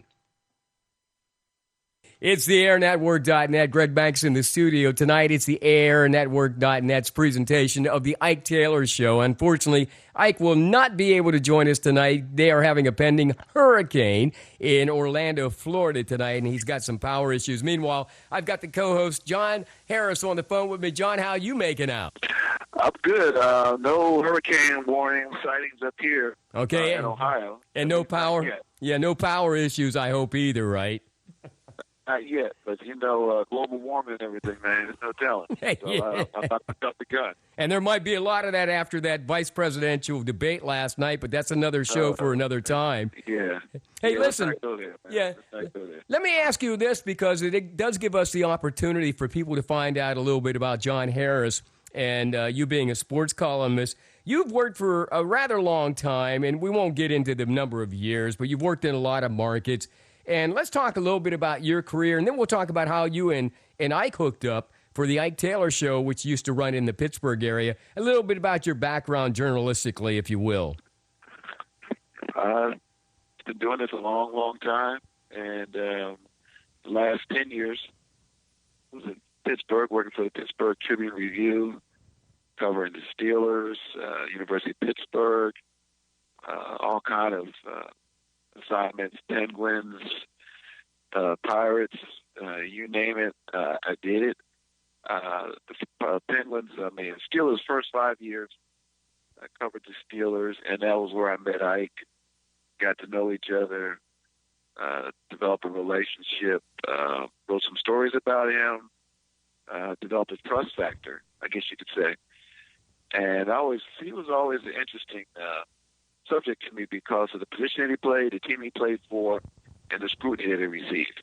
Yeah. And I think he felt some of my articles were maybe different from some of the articles that had been written about him from other writers, because he felt like maybe I was more fair or balanced. And we got to know each other a little bit, and from there, we did the Ike Taylor Show for 6 years on the Trip Live Radio, and we're doing it now on the Air Network. And I think it's that trust factor that we've been able to develop that I learned as far as through 3 decades of covering sports that I've been able to apply maybe in my relationship with Ike. I haven't worked in the Philadelphia market, but the Philadelphia Inquirer, and the Detroit market. I covered the Detroit Pistons for Booth Newspapers. I worked in St. Petersburg, Tampa for years. Covered everything you can imagine down there. The Orlando Magic, University of Florida, Florida State, University of Miami, South Florida, University of South Florida. I mean, just so many different things. I think about it now. I worked in Lexington, Kentucky, covered horse racing. I'm a horse racing expert. I mean, you name it, dude, and I have written about it or covered it. I worked in Texas, where high school football was king. So I've done a little bit of everything. John Harris on the line with us tonight as we do the Ike Taylor Show. Without Ike, by the way, as we mentioned again, Ike is in the midst of a hurricane, Hurricane Matthew, moving up the East Coast. A lot of folks in Florida, of course, evacuating and, of course, just hunkering down otherwise. But Ike will be back again with us next Wednesday. By the way, John, we're going to do the show at 10 o'clock instead of 8 o'clock going forward because of our West Coast audience. But keeping in that mind, you talk about a couple of things. How do you train for horse racing? You said you were in the Kentucky area. I mean, obviously you got to be around stables and around people in order to do horse racing, for instance. The thing I learned about that was you got to get up really early in the morning when you're covering the horses. Because I remember they train the horses very early in the morning, so you have to get up at like 4, 5 o'clock in the morning to cover it. Because you have to go out to the stalls, the stables, where the trainers are working with the horses. That's when you talk to them. And one of my first major assignments on horse racing was I worked in Lexington, which was an hour away from Louisville, where they had the Kentucky Derby. The first year, 1981, I covered the Kentucky Derby, my first Kentucky Derby, and my assignment was the last horse. Really? I don't remember who it was, but we did a tab. We did a tab on the race. It's such a huge event down there. Yeah. And I was so proud. That was my story. I went to the stall where the last horse finished, and I think I might have been there by myself. Maybe there was one other reporter after the race to talk to the trainer and the jockey. But horse racing, like a lot of different sports and events, I mean, it's all about relationships. It's getting to know the trainers, getting to know the jockeys. Yeah. Learning your craft. I mean, it's no different than covering football. When I covered the Steelers, that was the first time I covered the NFL team. Yeah. But I had covered college football. I covered all levels of sports. So basically, it's the same thing as applied. Mostly it's relationships. Yeah. Developing relationships with players, coaches, front office people, athletic directors, board of trustee members, players, and fans, parents. Mm-hmm. Everybody is a source of information for you. I got a lot of stories covering high schools from parents of the players who wanted to tell you about what was going on with their kids' teams or their kids' coaches, and especially if they weren't happy with what's going on. Yeah, John Harris of the AirNetwork.net and the Ike Taylor Show every Wednesday evening, by the way, live here on the Air Network. We're going to go up at 10 o'clock beginning next week. Ike cannot join us this evening primarily because of the pending storm coming up the East Coast and specifically in Florida. Ike is in Orlando, and he's kind of hunkering down tonight. So I thought it'd be a great opportunity, John, to talk a little bit about your background in the industry of writing for over 30 years.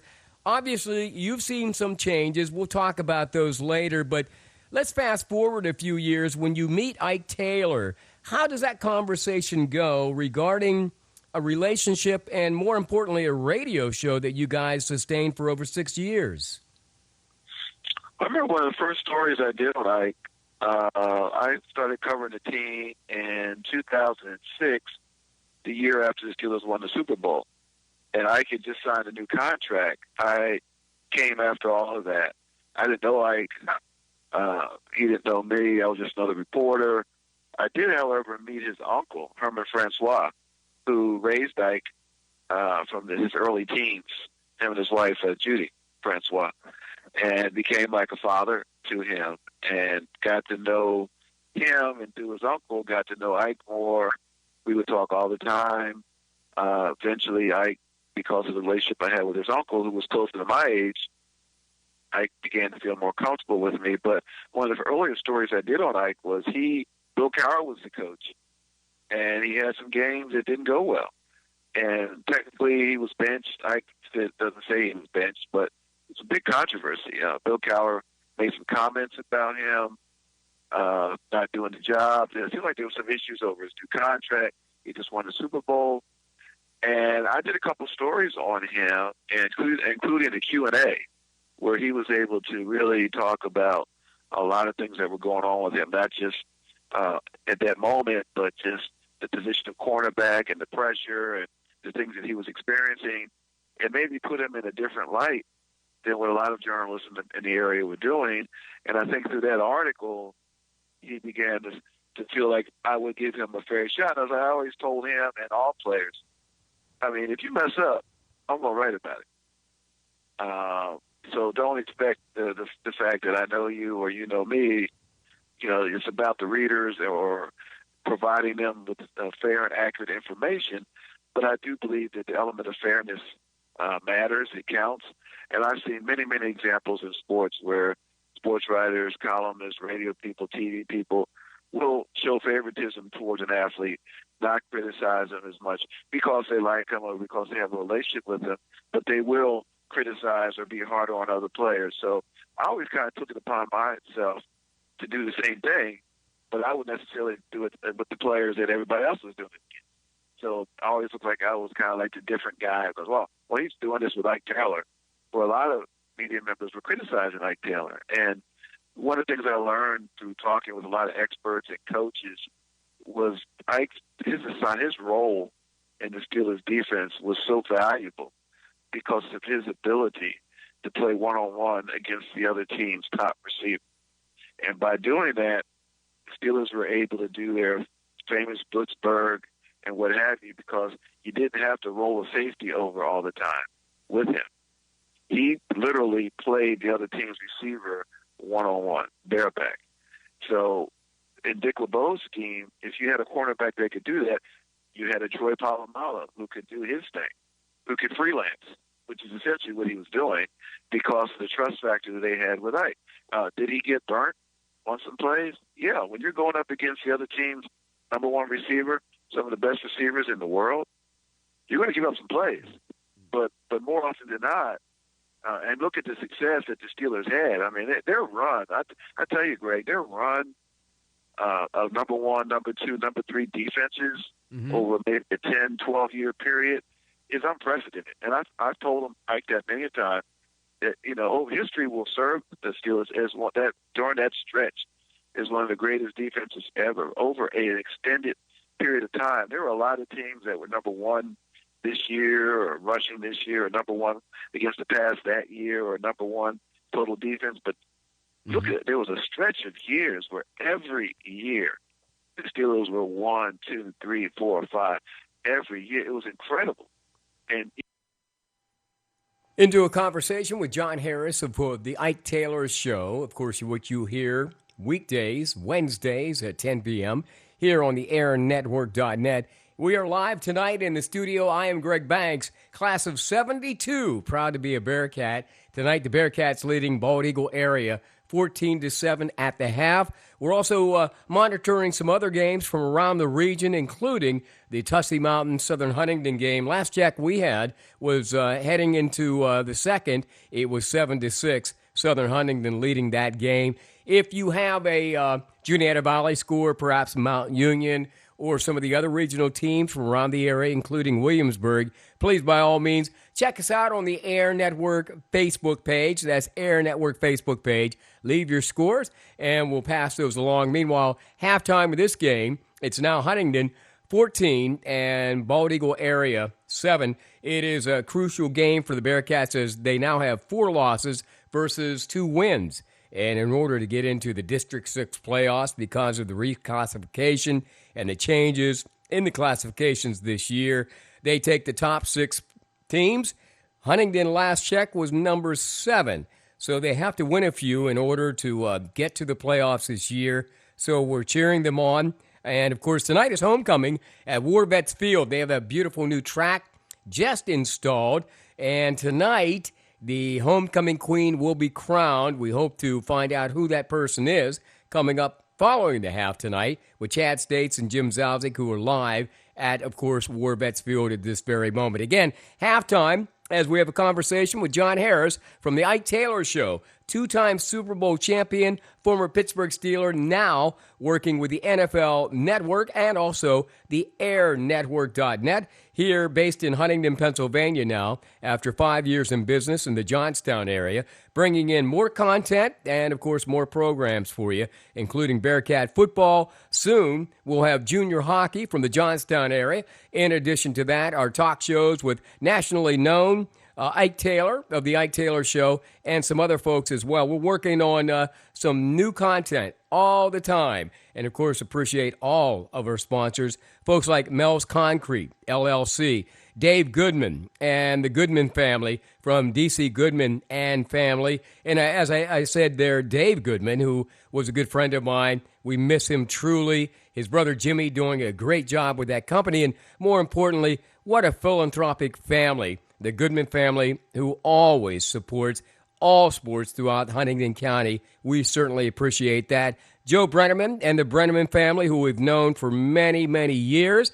In addition to them, we have Penn Highlands Community College and, you know, some of the folks that are calling in tonight and checking in, of course, looking at maybe perhaps going to college in their region. And you can do that in the Huntingdon area as well. And we'll give you more information on that. The Huntingdon County Drop-In Center, which is located at 512 Washington Street, with, by the way, a community dinner coming up free of charge on, I believe that's a Thursday, October the 19th, from 4 to 7 p.m. Yes, it's free, and everybody is invited to make it happen. So let me get back to Chad and also Jim right now. Stand by because we have more Bearcat football coming up. It's homecoming night with the Bearcats leading Bald Eagle area at the half, 14-7 here on the airnetwork.net. Stick around. We are heading back live to War Vets Field in just a few moments.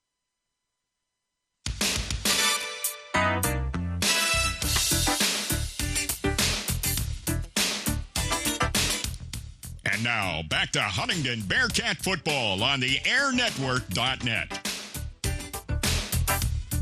And welcome back to War Vets Field as we just concluded homecoming activities. And Jim, the 2016 homecoming queen for Huntingdon is?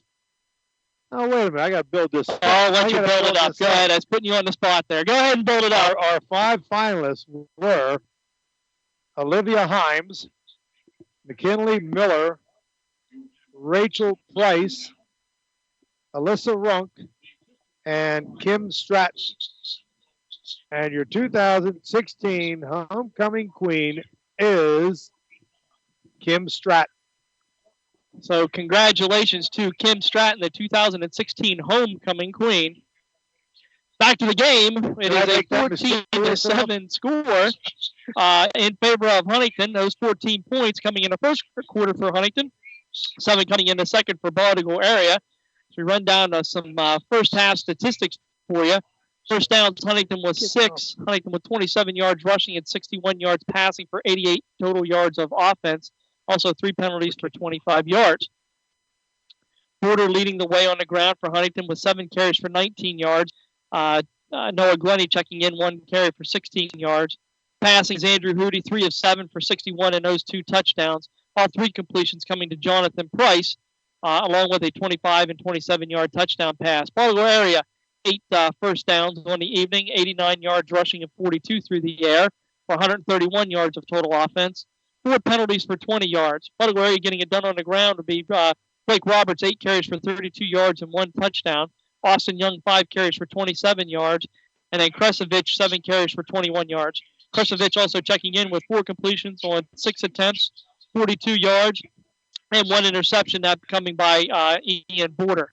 His leading receiver is McClanahan with 3 receptions for 18 yards. So, Jim, as we come out here into the second half, I'm seeing a Bearcat team that is struggling to run the football, has 2 big plays to be able to, one on a 3rd down, one on a 4th down, to be able to get them, the 2 scores that they have on the board. But really, I'm seeing an offense that's kind of fluttering out here.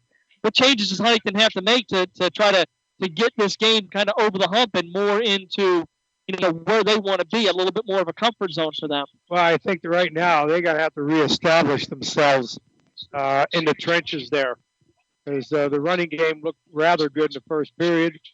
And actually, they're pretty lucky. They scored, I know it was 4th down and long. The other touchdown was a 3rd and long, I believe.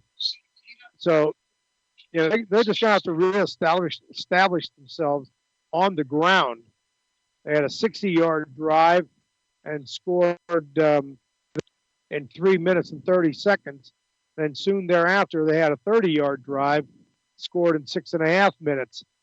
And then that's about it. It was all in the first period. So big part of it right now is getting themselves reestablished in the trenches and start getting that running game going, because that's their bread and butter. What I see out of Baltimore area is another big team up front. We saw that against Penns Valley.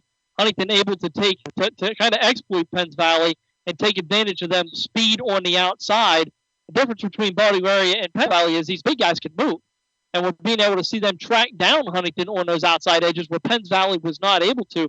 We're really not getting going here. 7 carries, 19 yards, 3 of those 7 for negative yardage for Ian, which is almost unheard of in his career. So we're getting set here for second half action. We've got another kicker out here for Huntington as Border has been relieved of kickoff duties. Lance Brown. That is Lance Brown kicking off for the Bearcats. I did not get a report on what was up with Timmy Leitner and why he has not been doing any kickoffs. I don't know if you heard anything or not, but Huntington's normal kicker, Tim Leitner, not here this evening. So we have Lance Brown now doing kickoff duty for the Bearcats. He gets ready to kick off. He nails it. He does nail it. Down to the 9-yard line. Line drive. It picked up real quick up the middle and brought down at the 30-yard line is number 10. I want to see Lance kicking off a little bit more often. That's a 50-yard kick right there by Lance Brown. But Matt Reese. Doesn't have to. That's a great kickoff by Lance Brown. Matt Reese, that's a bald eagle name too. It's a basketball name actually. Matt Reese, a freshman, returns the ball from the 10 out to the 9 out to the 30-yard line. First down for Bald Eagle at their own 30-yard line. And Bryant did get it down there. I mean, it was a line drive, so Reese had enough time to catch the ball, let his blockers form in front of him. They shift with their twin wings. They don't get that thumb with it right there. Now he's saying he's down. Right there was Blake Roberts on the carry for 3 yards. Andrew Finkel on the fumble recovery, but he was down. Now they had twin wings on the right side. They pulled both of those wings and lead up through. Now they got twin wings on the left side. Second down and 8. Handed up. They follow the twin wings. Off tackle there. Met right away by Andrew Finkel. And I believe Finkel's on the stop with Zeb Fowler. And now we're looking at third down, the long one. Ball's on the left hash. Bald Eagle has the ball punched out to the 38-yard line. I got to get it to the 40. So we'll call it 3rd and 2. Like I said, it's on the left hand. The twin wings are on the left side now, short side. And they run away from the twin wings. But Huntington's all over. He had to get to the 40. Did not get to the 40.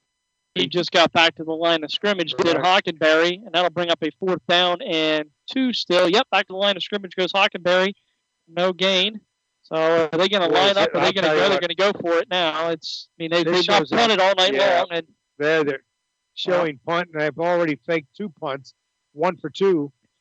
It's a little bit different, though. You're on the 39-yard, your own 39-yard line. I don't want to second guess both area ever, but.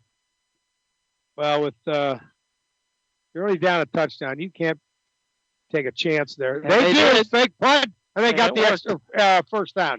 So that's 40, 50, 45, a little shuffle pad. They faked it, or they snapped it to the up man, and they ran a shuffle pass across the 45, across the 50, into Huntington territory, down to the 32-yard line.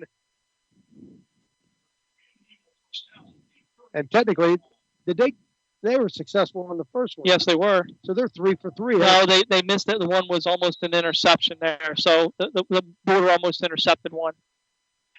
Right. Right. So they're 2 for 3 on maybe 4th they just downs. don't feel comfortable enough with the punter. Yep. But at any rate, they're successful on the second fake punt, and it's first down at the Huntington 32. Kresovich, quarterback knock on the left side, brought down by Alex Mike, I believe. 4-yard pickup. Slowly getting up. It is number 77, Brady Shope. Timeout. They're going to ask Brady to come off the field. He was slow getting up. So coming into the game, Baltimore area 2 for 3 on 4th downs, and just I don't think I'm ever going to say they're not going to go for it again, no matter where they're at in the field, because they've proven that they will go for it wherever they need to, and I think Baltimore is also sensing that this is a must-win game for them too. I mean, if they want to keep their play hopes alive, they've got to win tonight just as much. So, second down, ball's on the left hash, 2nd and 7. Kresovich hands off up the middle. They got to push. And he gets across the 25 to the 23. Offensive line from guard to guard anyways. Got to push on Huntington. Lance Brown, the nose guard. If you run an E or an off front, you better have a tough nose guard. And Lance has got to fight off double teams. 3rd down and 1 at the Huntington 23. And goes without saying, this is 4-down territory. Yeah. If it's 4-down territory in the middle of the field. He's under center. Quarterback's probably going to hand it off up the middle. And number 3 with the ball is Austin Young. He got nowhere. But is he close enough for a measurement? Ball's at the 23, and they're going to call it 4th down. 4th down and about 2 feet for Bald Eagle. Ball's on the left edge, coming back into backfield. There's number 39 for Bald Eagle is Blake Roberts. Andrew Dubbs is number 34. Normally he's wearing 31 tonight. He's the leading ball carrier, but really he doesn't have a carry. He hasn't touched the ball yet. Blake Roberts is the guy in the backfield. 4th and 1 for Bald Eagle. Take it from the shotgun. Hands it off. We're hitting. Flag. He broke 2 tackles down to the 5-3, 1 yard line, but there is a flag, and it's on the offense. It's going to come back. It's going to make it 4th and 6 for Bald Eagles. They ran up the middle. It's a big penalty because that was a huge game by Blake Roberts. He's running really hard. Illegal shift on Bald Eagle area. He's going to negate a 23-yard gain down to the 1. Now into a 5-yard penalty. So a big mistake by the Baltimore area offense there on that one. As they were about ready to have it 1st and goal at the 1. And now they will be 4th and 6. Make sure you can be your own worst well, enemy. and that's it. Baltimore now 5 penalties for 25 yards, but that one coming at a real bad time for them. So what kind of gimmick play do they have now? Yeah. You know, let's see what they got now on this fourth down. 4th down and 6 for Bald Eagle. Ball's on the left hash. You got trips right. Cressman takes it. He rolls to the right side. Finds his man. Throws it complete at the 18 for a first down. He fights to the 17. But a good throw and catch. That is to Gardner.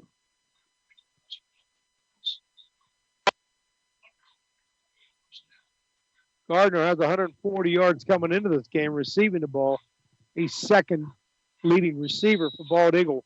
First down for the Eagles at Huntingdon 17 and a half yard line. They're at the line of scrimmage. They're all wearing wrist buddies, so they're being called from there. The twin wings are on the short side of the field to the right. They follow them.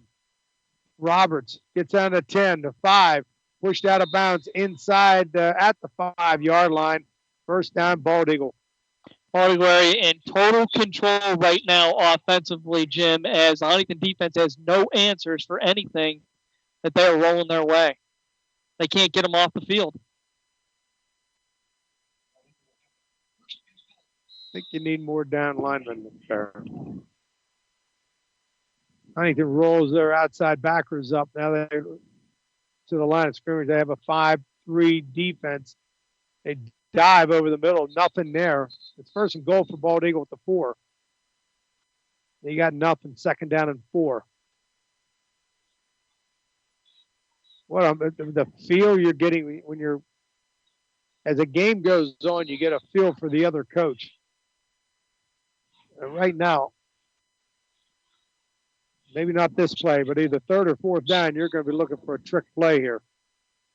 Bald Eagle now sets with their twin wings to the right side, to the short side. They fake the handoff. A naked boot here to the wide side. Border is not faked out. They force him back inside. He gets back to the 5 yard line. So with all the running, it's a -1. And now it's 3rd down. So they tried a naked boot back here to the wide side, but you're running it to Border side, and he's too smart to get caught up in momentum. Good job. Good job containment there by the Bearcat defense. Another 3rd down for Bald Eagle area. They have him pushed back to the 5. Now it's 3rd and goal from the 5 yard line. He's under center. They're going off tackle. Huntington comes up, has a broken tackle, and he gets in for the touchdown. Border missed the tackle at the 9 yard line, and Roberts goes in for the touchdown. It's a missed tackle, clearly. So their offense is pretty simple. They have these twin wings. For the most part, they'll either follow those twins or they pull those twins like they're guards. You're talking about guys are 140 pounds, but they pull those two wings and lead up on the opposite side, or they'll just run to the opposite side away from those wings. Here's the extra point by Roberts to try to tie the game up. Oh, it's blocked partially by Price. Yep. It was also a slow snap by the long snapper, and that's huge. I mean, if this turns out to be a defensive struggle, it's 14-13. Huntington still has a lead at 14-13. 23 to go, 3rd quarter. Thanks to the Huntington Moose Family Center, number 223. Brenneman's Meat Markets, Penn Highlands Community College Huntington Campus, Mel's Concrete LLC, DC Goodman & Sons and the Goodman Family, All-American Pizza and Subs, the Huntington County Drop-In Center, and the Ike Taylor Show for presenting Bearcat football this season on the airnetwork.net.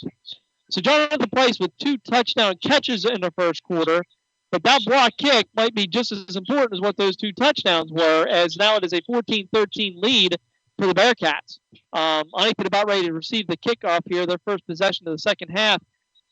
Jim, you know, and I know you use it as a cliche that this is a big possession, but I truly think this is a big possession for Huntington, as they have to come out here and establish something offensively that they can get going on. Well, you're always trying to bark at your teammate or at your players.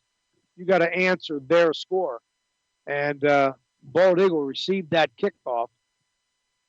And they took about almost 7 minutes off the clock here in the third period. And for Bald Eagle, it's 7 point. There's an onside kick. And Bald Eagle, they think they have it, was the first one to touch it. Do they have possession of it? And the onside kick is recovered by Bald Eagle. Yes, it is. At the 148-yard line. I tell you what, they have no special teams.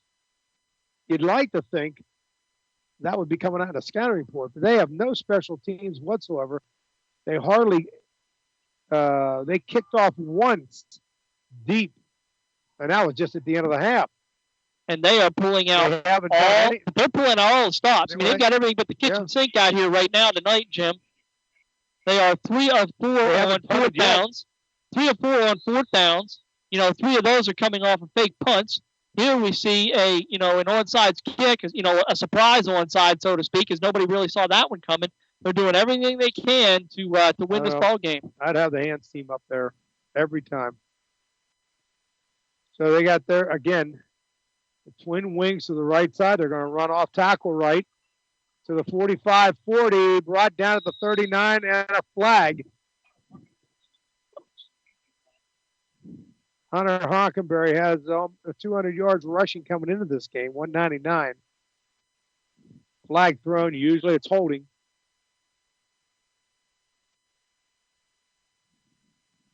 He ran down to the 40-yard line for about 8-yard gain.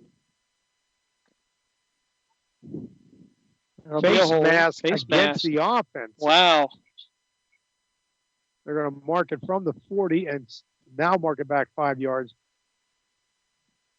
Face mask on the offense.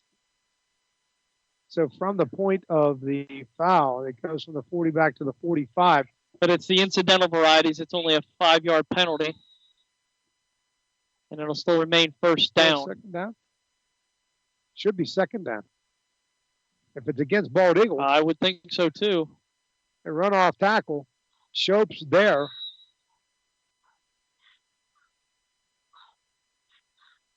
That's 34, so that is Dubs. He must not be wearing the number 31 anymore. That was Dubs' first carry. That was 34 on the carry right there. Yeah. Maybe he's suspended the first half. Maybe. The leading ball carrier now is on the field. Well, not right now. He just walked off the field. 2nd and 8. I guess it's if they marked it back. They took the penalty. And it is second down and 8. Now they pulled those wings. See, he's not allowing those wings to get up through there. Both those wings are on the right side. And they pull like a lineman and lead up on the left side. And the Blake Roberts just ran into those guards. He's got to allow those guards to get up through there. Well, they're not guards. They're pulling halfbacks. And he goes down at the 46-yard line. So it's 3rd down and 8 for Bald Eagle at the Huntingdon 46-yard line.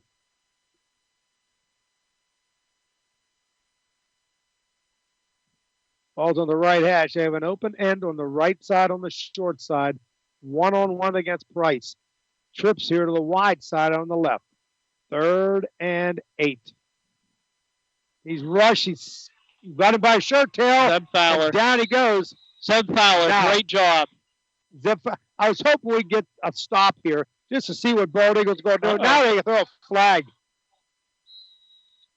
This is going to go against Huntington, I think. This could be unsportsmanlike. That's a bad penalty now. That hurts. That hurts.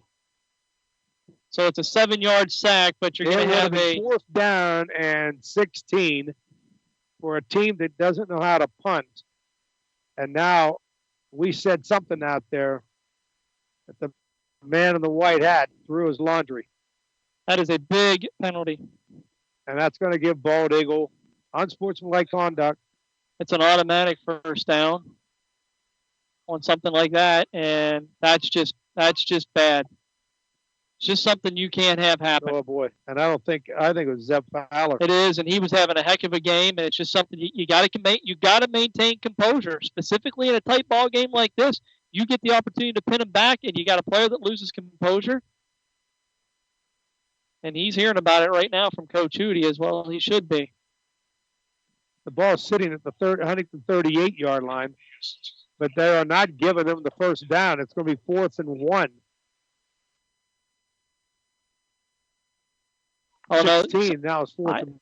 Pardon me, I thought it was an automatic because it's an unsportsmanlike. I knew it wasn't an automatic with a pass interference, but I thought the unsportsmanlike would make it an automatic because it's a personal foul, but apparently I'm wrong with that too. So it is going to be a 4th down and 1. 14-13. Huntington has the lead. 3:30 left in the third period.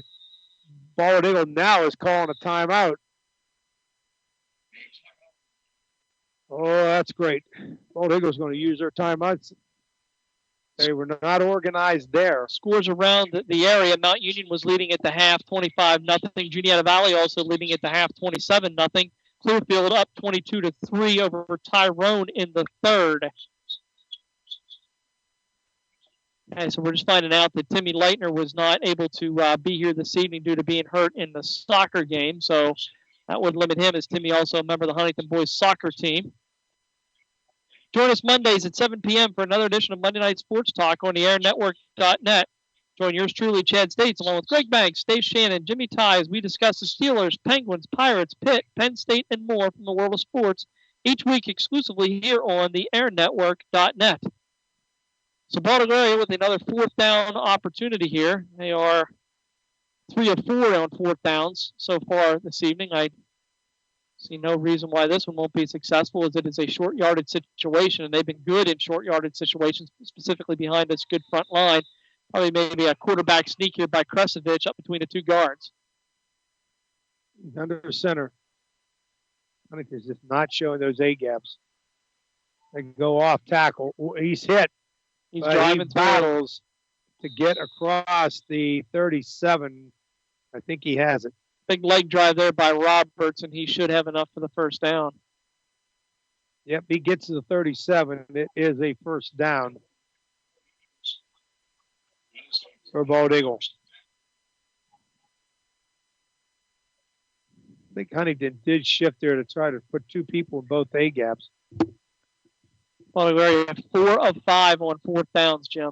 That's almost unheard of in a game. 4 of 5 on 4th down.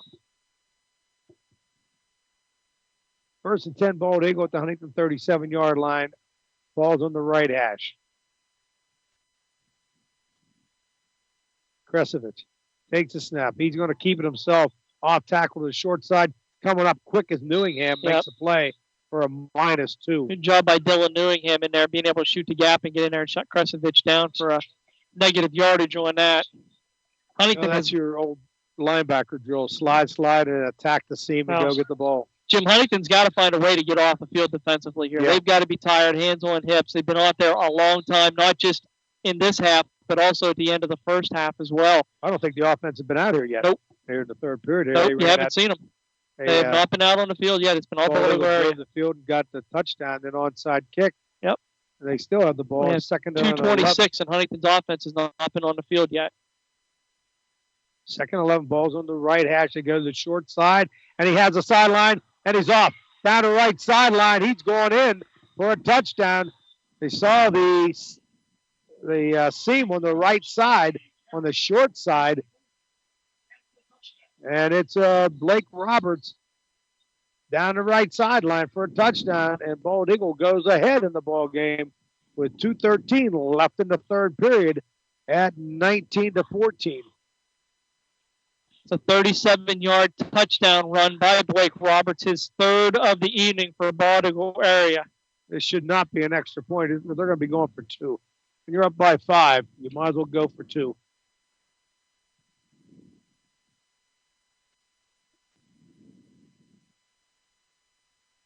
The referee now is taking his good old time, starting the 25-second clock.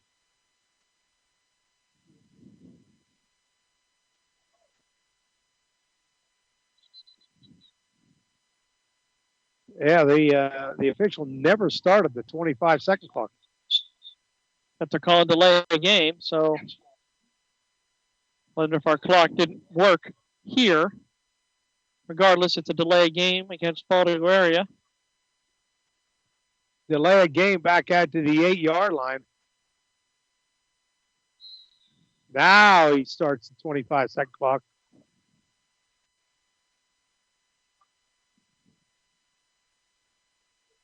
So delay a game hurts Bald Eagle on the extra point. Ball's on the 8. Trips right. Bald Eagle's up 19-14. He rolls right toward the trips. Throws in the corner, intercepted by Huntington. By Price. Being a pass fail there as the two-point conversion does not work. So the score with 2:13 left in the third period, Bald Eagle 19, Huntington 14. Catch two-time Super Bowl champion Ike Taylor of the NFL Network every Wednesday evening at 10 p.m. with sports columnist John Harris on the Ike Taylor Show, produced by the airnetwork.net.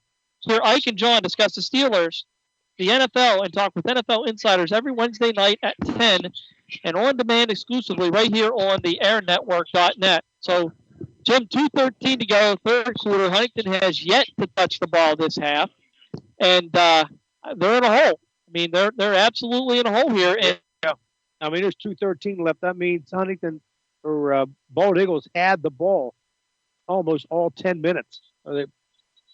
9:47 to be exact. Bald Eagles had that ball 9:47, and you cannot. They don't have a special teams. We better have people up there because I don't think they can kick it. Of course, they have the lead now. So they might do that, but regardless, things are looking bleak here for the Bearcats, to say the least, as Baltimore is dominating the line of scrimmage. I mean, it's not even close. Baltimore is dominating the line of scrimmage. It's a squiver down to the 20-yard line. 25, 30. Lenny crosses the 40, gets out to the 45-yard line. But a big run by Ian Porter. Definitely at a time when we needed it. Down to the 30-yard line. Close to 30 yards on that run. 26 yards. Run for Ian Porter. First down on the play. By far his biggest run of the evening.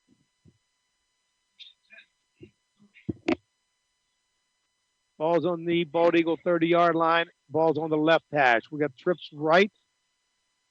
Now we go motion back to that side. Again, following Border up the middle and also following Lance Brown, the left tackle, who pulls and goes up the middle.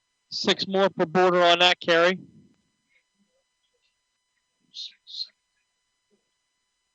And they're going to have to get things going here.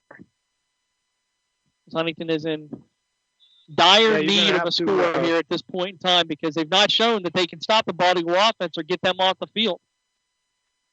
I can't say they shouldn't have. They've stopped them. They've got them to 4th downs, but Baltimore goes for it and gets it. So, second down and 4 for Huntington. The ball is at the Bald Eagle 24-yard line. Moody takes a snap. Wegler is in the backfield. Sweep right to the 20, 15. And that's not Wegler. That's Finkel. Andrew Finkel takes a carry just to give Ian Border a blow here. And Ian back in the game. Got a little Gatorade, back in the game. Nice run by Finkel. Gets down to the 15. First down, Huntington at the Bald Eagle 15-yard line. Third quarter is winding down with 50 seconds left in the third quarter. And the Bearcats are down 19-14. Hootie takes the snap. He has Noah in motion, comes up the middle. Nothing there. Gets to the 14-yard line.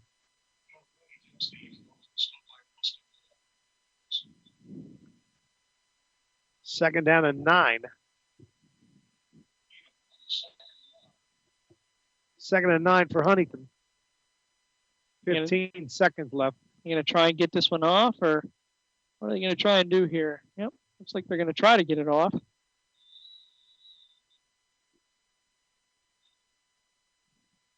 Timeout is called an injury timeout. An injury timeout for Baltimore area.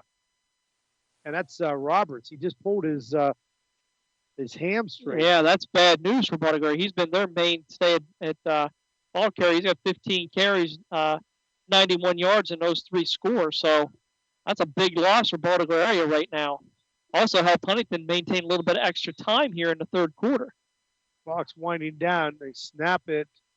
Now this will be the final play. Hootie out in the flat to Price. Price, he caught it, but slipped and fell at the 10-yard line. Third quarter is going to come to an end. The Bearcats are threatening with 3rd down and 5 at the Bald Eagle 10-yard line. The score at the end of 3 quarters is Bald Eagle 19, Huntington 14. You're listening to Chad States and Jim Zauzig at Warvets Field and BearcatFootball.com on the airnetwork.net. DC Goodman & Sons and the Goodman family are committed and dedicated to excellence by supporting quality education and athletics for all youth of Huntingdon County. For over 3 generations, DC Goodman & Sons and their staff of quality tradesmen have provided excellent service in the installation of plumbing, mechanical and industrial piping, electrical, and fire sprinkler systems. Residential services are also available. DC Goodman & Sons and the Goodman family will continue to serve the community, and thank you for your support. The Goodman family wishes you the best to all area students in your pursuit of excellence. Mel's Concrete in Huntingdon has over 20 years' experience in providing you with quality concrete work. When you have any job dealing with concrete, call Mel Woomer at 643-0909. Mel's Concrete specializing in porches, patios, basements, sidewalks, and more. Mel's Concrete also specializes in snow removal. There's no job too big or too small when it comes to concrete. Call Mel's Concrete, LLC at 643-0909.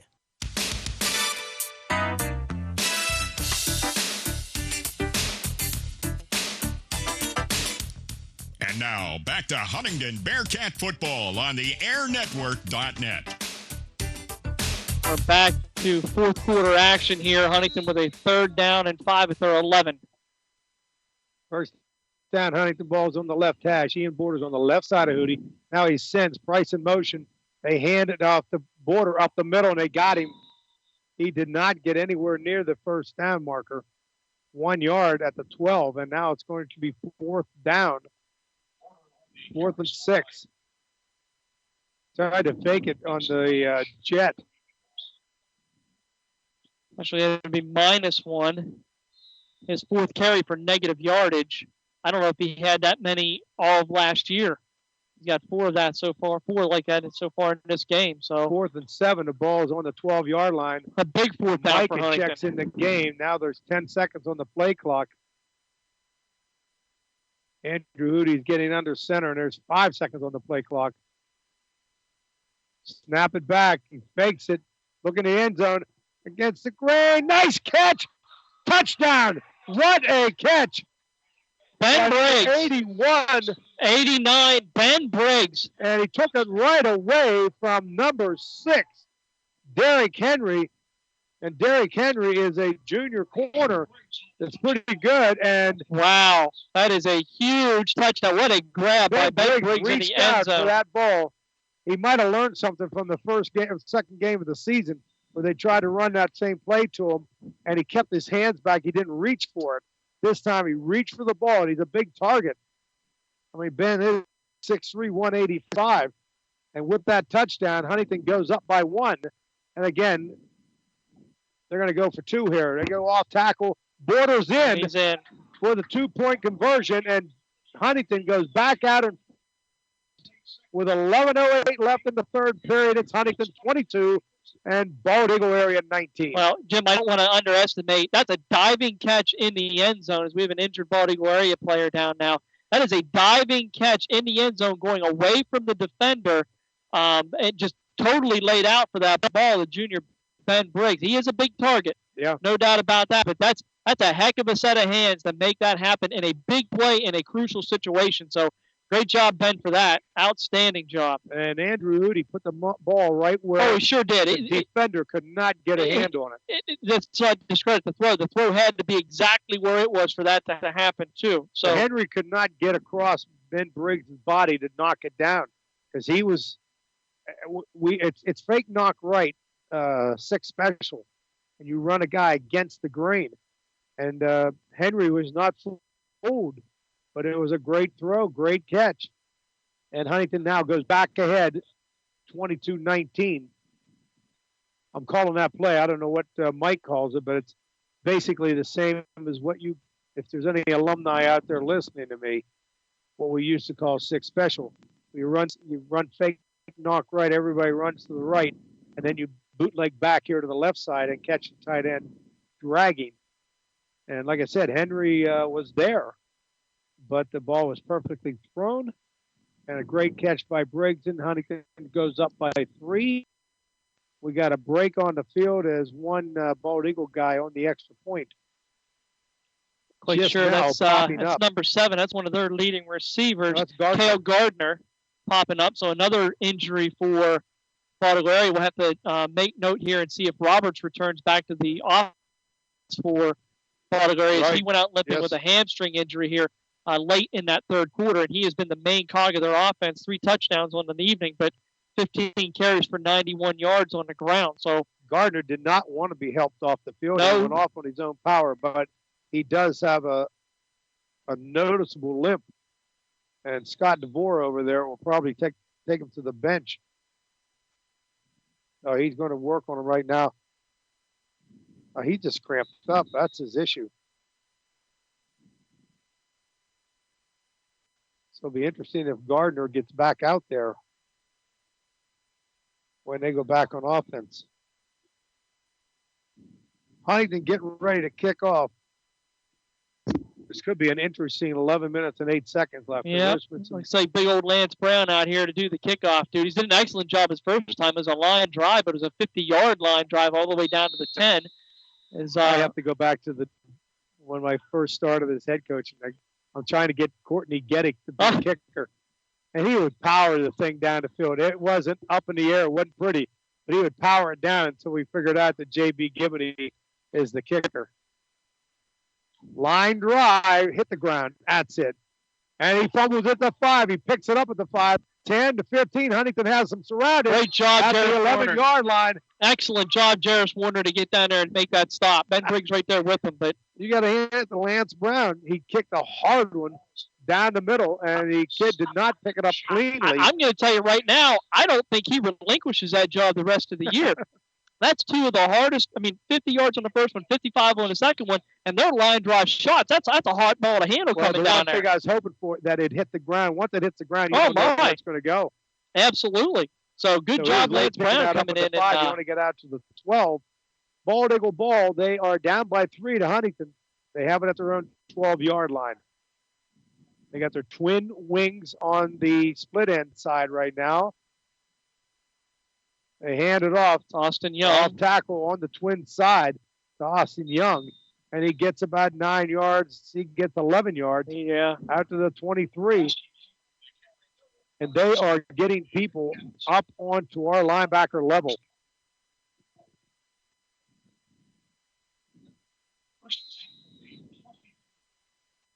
Newingham's inside with Landon Fisher. And they are getting people up onto on our linebackers. Big push from that offensive line. Right there, another big hole. So what's happening now, Huntington's starting to commit people at that level, at the linebacker level. 2nd down and 8. 2 more yards for Young, 46 on the evening. But Huntington's starting to cheat up with their outside backer, Mikett and Border are almost up there as defensive ends, like in the old 5-2 defense. Bald Eagle with 202 yards rushing on the evening. 2nd down. And again, another penalty against. Should be against Bald Eagle area. Yep. Illegal procedure. So thank you very much, Bald Eagle. So 2nd and 8 now is going to be 2nd and 13. 202 yards rushing for Bald Eagle area on the night. So they are definitely getting it done up front. How many yards did they have against them at halftime? Do you have that there? In the first half, I didn't have what they had in the first half. I do. I do have what they have in the first half. They had 89 yards rushing in the first half. So I meant penalties. Oh, penalties? Penalties they had, I got that too. It's here. 4 penalties for 20 yards. A couple more penalties here, it's hurt. 2nd down and 13 now for Bald Eagle with those twin slots. And they pull them and follow them. They lead the running back. That's They're only running three. Roberts is back in the game. Roberts back in the game now. They run twin wings to the left. They either run toward them or they run away from them. When they run away from them, they'll pull them like they are linemen. Now we're looking at 3rd down and 11. In any other football game, it'd be a passing situation. But in this one, it's 2 down. It's still 2 down territory for them, Jim. You know what I mean? We're approaching 9 minutes left in the ball game.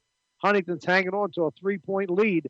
Bald Eagle has run no huddle, but they milked the entire 25 seconds, and now they have to call timeout. Yep. 3 seconds on the play clock, and they finally got the play. And it's too late. They have to use a timeout. And now Bald Eagle is down by 3, and they only have 1 timeout left. Again, a similar situation to what they were doing in the first half, where time management was becoming their worst enemy. They've probably lost, I want to say, 2 or 3 minutes in just being able to get play calls in here that could that could hurt them towards the end of this football game. One for Blake Roberts getting a 15-yard run to score at the end of the half. I'm with you. I don't think they have time to run any more in one more play. No, I agree with that. If we would have stopped Roberts, that clock would have gone down to the point where they can only run one more play. Not just that, but on a couple of their scores so far, the one at the end of the first quarter or first half, and even one here in the second half, big penalties have played a part in what Huntington's done. We had a pass interference that gave them 15 extra yards, and then Huntington had them stop in a 3rd and long situation and ended up becoming a first down for Baltimore because we know it's sportsmanlike conduct. So remain calm and composed here. Double slot, 3rd down and 11. Huntington's showing blitz. They bring the outside backers. We're he's running to the sideline, throws the ball incomplete, and now I was hoping this would happen. I'd like to see what's going to happen now because they've hardly shown any kind of punt formation. Huntington has got to be just keep your defense out there. What I did was I always had just keep the defense out there, and they show punt formation, run a safety back, and that's about it. Huntington's not even having anybody back there. And Huntington is, I'm not even sure if they have nobody deep because they're going to challenge him to punt the thing. He does punt it. Poison, stay away from it. It hits at the 50-yard line. Let it roll. It's not going to go far. It rolls to the 40. It's good field position regardless. Get away from it. So Huntington now has the ball and a 3-point lead. But they got to start putting nails in this coffin here. Absolutely. Huntington has to get something going again on this drive. A touchdown would be huge. Basically, Huntington has a lack of special teams too. As you can see, if Lance Brown's doing a kickoff, they're down to their 3rd kickoff guy. Without Timmy Leitner here to kick field goals, they'd be relying on Ian Border. So anytime you get down within the 30-yard line or below, it's 4 down territory. First down, Huntington, their own 41-yard line. Glennie is in the game. Border's in the backfield. Glennie's is at a wing. We're going to hand it off the Border to the wide side. He gets vertical at the 45, breaks 2 tackles, and comes down close to the 50. A big 9-yard gain by Ian Border. Follows the suit of his uncles, his dad, and his grandfather. Good, tough, hard running. It's going to be an 8-yard pickup. One guy's for not going to Ian. bring him down. Nope, good tough running there for Ian. He is a foot short of the 50-yard line. We got to get across the 50 to the 49 for first down. Second down, we come in with double tight end. Again, up the middle, Border does get to the 47. First down. He gets to the Bald Eagle 47-yard line. And it's first down, Huntington, with 8 minutes left in the ball game. The Bearcats are hanging on to a 3-point lead of 22-19. Border now 12 carries, 62 yards on the evening, well below his average. Would you say 62 yards? 62 yards. Yep, 62 he'll yards. Be getting his share of carries in the next 8 minutes. Every now and then we do have Wegler's at wing. And he's looking to throw. He throws a screen past the Border. Nobody blocked 31. We had people out there, and nobody blocked number 31. and he makes a play on Border right away. No sooner did Ian catch the ball, he looked and boom, 31's in his face. The guy that is wearing the bald eagle number for Dorman. We're not quite sure who that is, as we thought it was Dubs to begin with, and then he made an appearance, so we don't know who that is. But wherever you are, you made a good play out there for sure. We had 3 blockers out there, nobody hit him. 2nd down 11. Now we go in zip motion. We come back to the short side with Border. 45-40, cross the 40 to the 39. Good run by Ian Border, following number 76 and Glennie. 76, Brian Speck, the left tackle. 9 yards on the carry there. Coming into the game for Huntington is Warner. Checking out is Sellers. 3rd down and 2 for Huntington. 3rd down and 2, and it's Glennie at the wing on the short side of the field here. Ball's on the left hash. Glennie goes in motion. We throw the ball to the slant, threw it through Warner's hand. An interesting situation now is 4th down and 2. And you've got to go for it here. I got to believe the way Baldwin has been able to drive the football. You've got to try and get the first down here, or would you punt? I'd punt. Okay. See what they end up doing. I think we're going to go for it. 80% of me says I'm punting, but I do have Ian Border there. They run Ian. They got 9 people in the box. And now timeout by Huntington. I think Mike might have second thoughts. He might. Because they have 9 people in the box, and they know Border's going to get it. I think that's, maybe that's what Mike's doing. Come out, they showed double tight, and Bald Eagle had 9 guys in the box. Make sure they show what they need to show before you go ahead and run your play. Again, thanks to Huntington Moose Family Center, number 223, Brenneman's Meat Markets, Penn Highlands Community College, Huntington Campus, Mel's Concrete, LLC, DC Goodman's and Sons and the Goodman family, All-American Pizza and Subs, the Huntington County Drop-In Center, and the Ike Taylor Show for presenting Bearcat football this season on the airnetwork.net. And also don't forget, we will be bringing you exclusive coverage of Bearcat basketball, both boys and girls, and the Huntington wrestling program as they look to complete or come back after a great finish last year after finishing number 2 in the state in AA classification along with state champion Jake Oliver. He will return state 4th place finisher Seth Bainey and state qualifier Tyler Scott. So look for Coach Mikett and Coach Eric Shea on the sidelines for the wrestling program this year.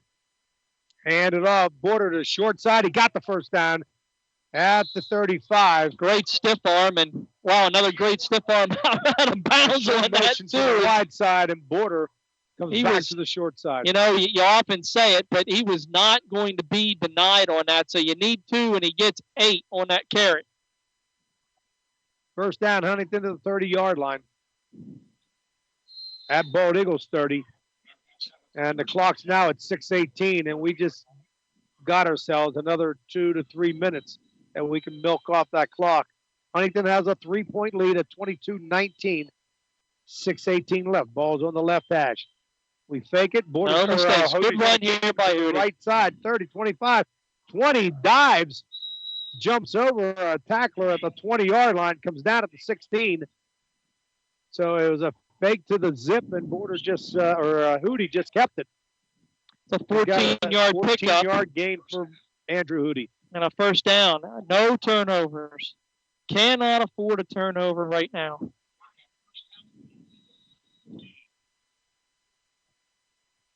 We're going to call that the 16 statistically. And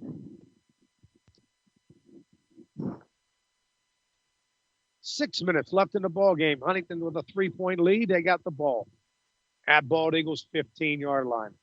Trips left. Fake it to Border. Hootie up the middle almost had a seam there. They did dive after Border, but Andrew Hootie was drugged down by a shirt tail.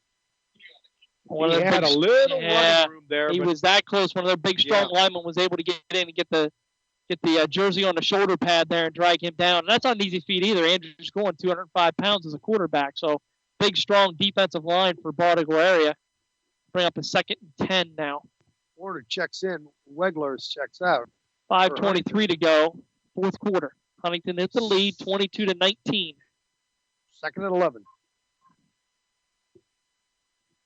At the end of this play, we'll be under 5 minutes. Hootie's rolling left. Looking to throw. Now he throws one into the end zone. He got Price. Oh, knocked away at the last minute by number 1, Tanner Kresovich. Good play there by Kresovich. It was Werner. That was a good throw. Right on the money, right where it needed to be. You know, the defensive back, Kresovich, had to make a nice play on that. He did. So it'll bring up a third down. But it's a good play all the way around. Hootie rolled out to his left, had a good look. He throws the ball with ease, Jim. He does have a very easy throwing motion. Yeah. Third down 11. Sellers checks in. But with the incomplete pass, clock stops at 5:01. Huntington's got the 3-point lead. Got to look to at least get 6 or 7 yards off of this play. Down territory, a field goal doesn't mean anything if they had a field goal kicker.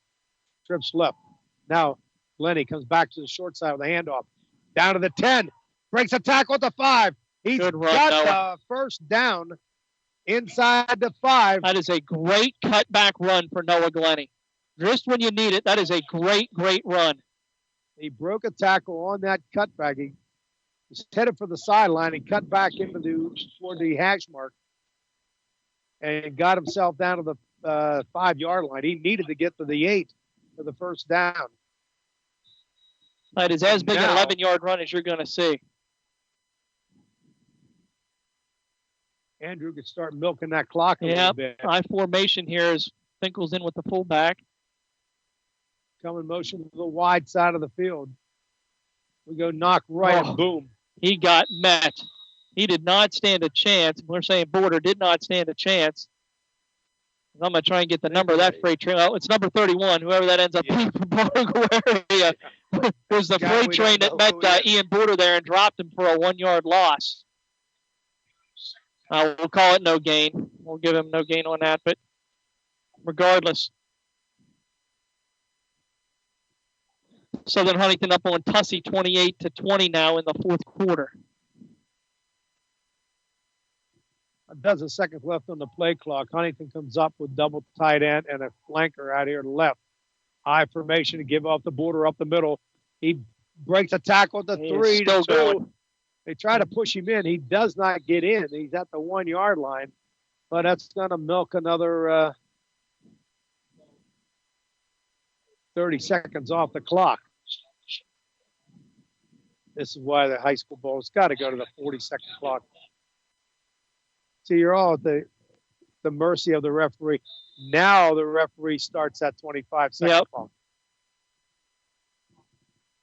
You take the pressure off the referee if you just go to a 40-second clock. Huntington's at the line. Andrew fumbled it. He has trouble with that. Yes, he does. We've seen that. That's down against Mount Union. He had trouble. We've seen that was a theme last year with him too. Down at the 1-yard line, fumbling. It's like he's getting too anxious and he pulls out too quick. Yep. And now you've wasted a play now. See, but here's where now the referee starts the play clock, which is fine.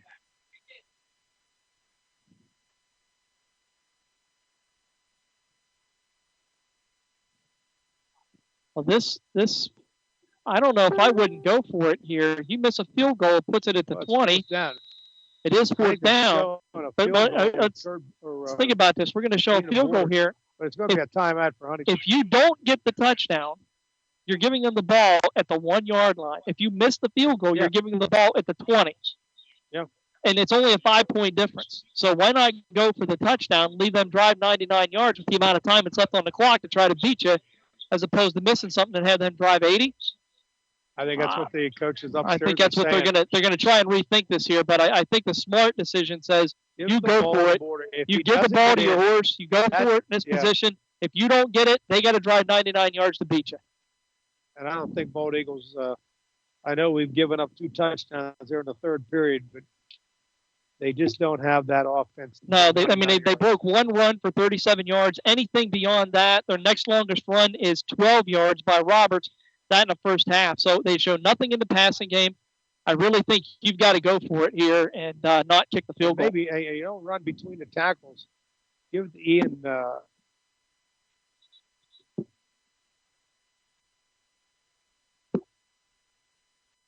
the wide side. Now I'm looking at Moody's going in, so they are not going to kick the field goal. And I think that's actually, Andrew. What worries you is Andrew just take that snap. Yep, just get the Don't snap. Be anxious in there. High formation. Hands it off the border. Touchdown. That's what you want to do. That's that's the right call. That's what you need to do. Man, thank God for the timeout. 2:37 left in the ball game, and Huntingdon opens a 3-point lead up to a 9-point lead at 28-19. They're up by 9. So I hate to say this, but common sense prevails in that situation. That's what you needed to do, is just put it in the horse, the horse that brung you here, and or the ball's on the 1 yard line. They don't get right. it. You're forcing Bald Eagle to go 99 yards. It's obvious Bald Eagle can't tie the game with a field goal. They don't have any here. We're on the extra point here. There's 10 seconds left on the play clock. And there's 5 seconds on the play clock. And now Huntington's going to have to call a timeout to keep that ball on the 3-yard line.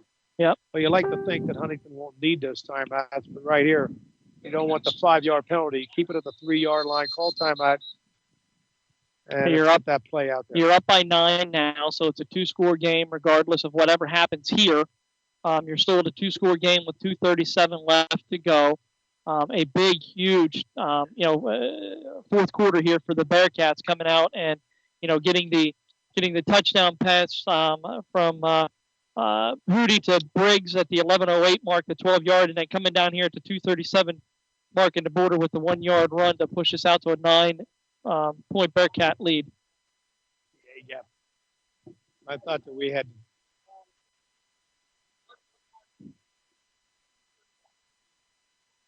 So we are looking at. So it's Huntington's in real good position here. I don't think they need to go for 2, although they're probably going to go for 2. I think they're going to. Huntington on defense is going to start covering those A gaps. Yep. I think I said that. In the Huntington going to line up for 2 here. Border in the backfield. All right, we're at extra point. Hand it off, knock right. Border fights in and gets. He's in. Border for the rush. And Huntington now goes ahead 30-19. 2.5 minutes left in the ball game, and the Bearcats are up by 11. With the big guy going to be kicking off. The big guy. Big guy. That's Brian Speck. No, it's Lance Brown. Lance Brown. Right. And I joke, calling him the big guy because I coached Lance for many years in baseball, and I had a love-hate relationship sometimes, but I came to enjoy Lance at the end of his baseball career playing for him. He's a good, fun-loving guy. He's a big guy. He used to brag about what he could do to a buffet and how the buffet really didn't stand a chance. Well, let me tell you, Lance, you definitely earned your stripes tonight because those 2 kickoffs were big for the Bearcats to be able to power that ball down there.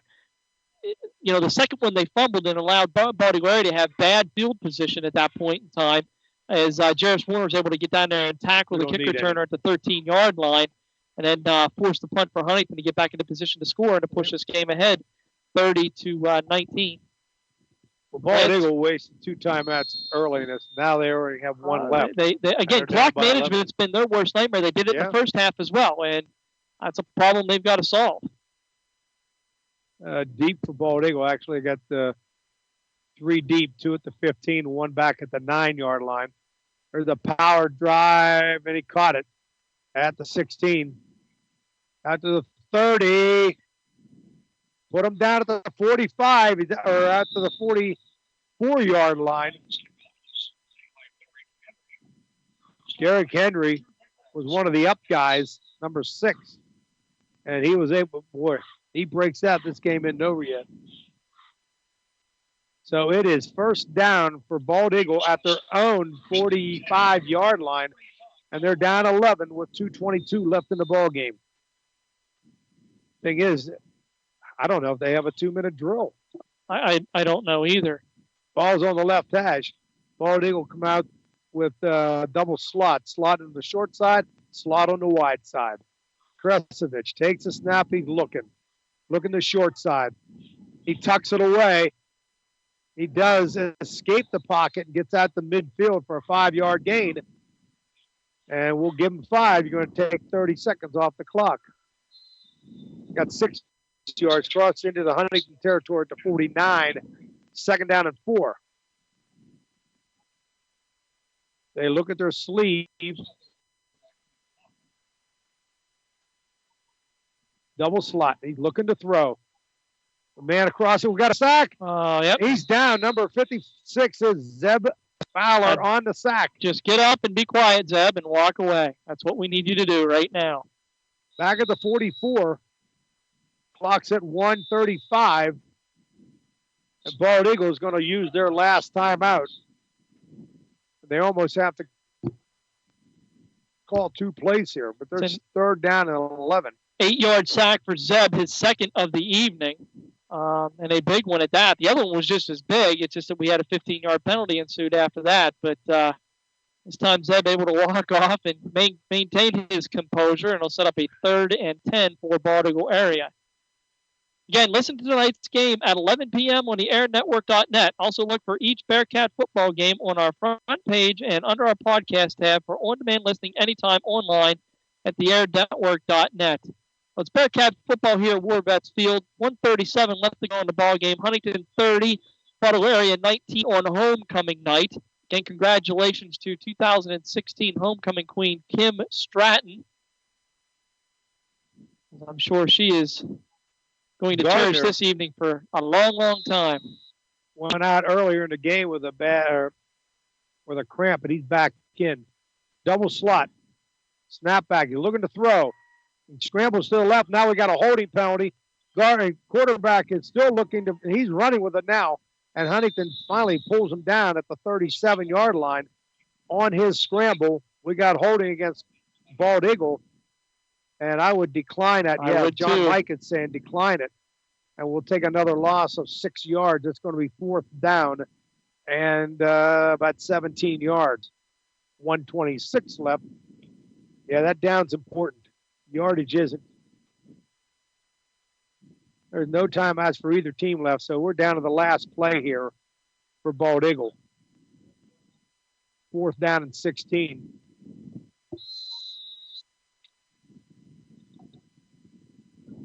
Our safeties are back there, 16 yards at the 1st down marker. Bald Eagle has trips to our left, to their right. He's looking to throw. He's under pressure. Fowler's got him in a big sack. Huge sack of 20 yards all the way back to the 25-yard line, and that should seal the deal for the Bearcats. It's a 14-yard sack of Kresovich.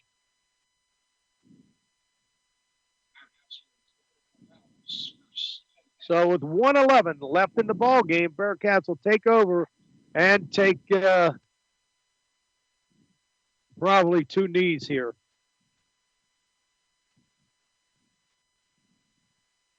Yes, no timeouts left for Bald Eagle, and that ought to seal the deal for the Bearcats. And a big, big win for Huntington, Jim. Can't put an exclamation point on this one to be any bigger. Huntington steps up to the ball with a 30-19 lead. Andrew takes a snap and kneels down. And there's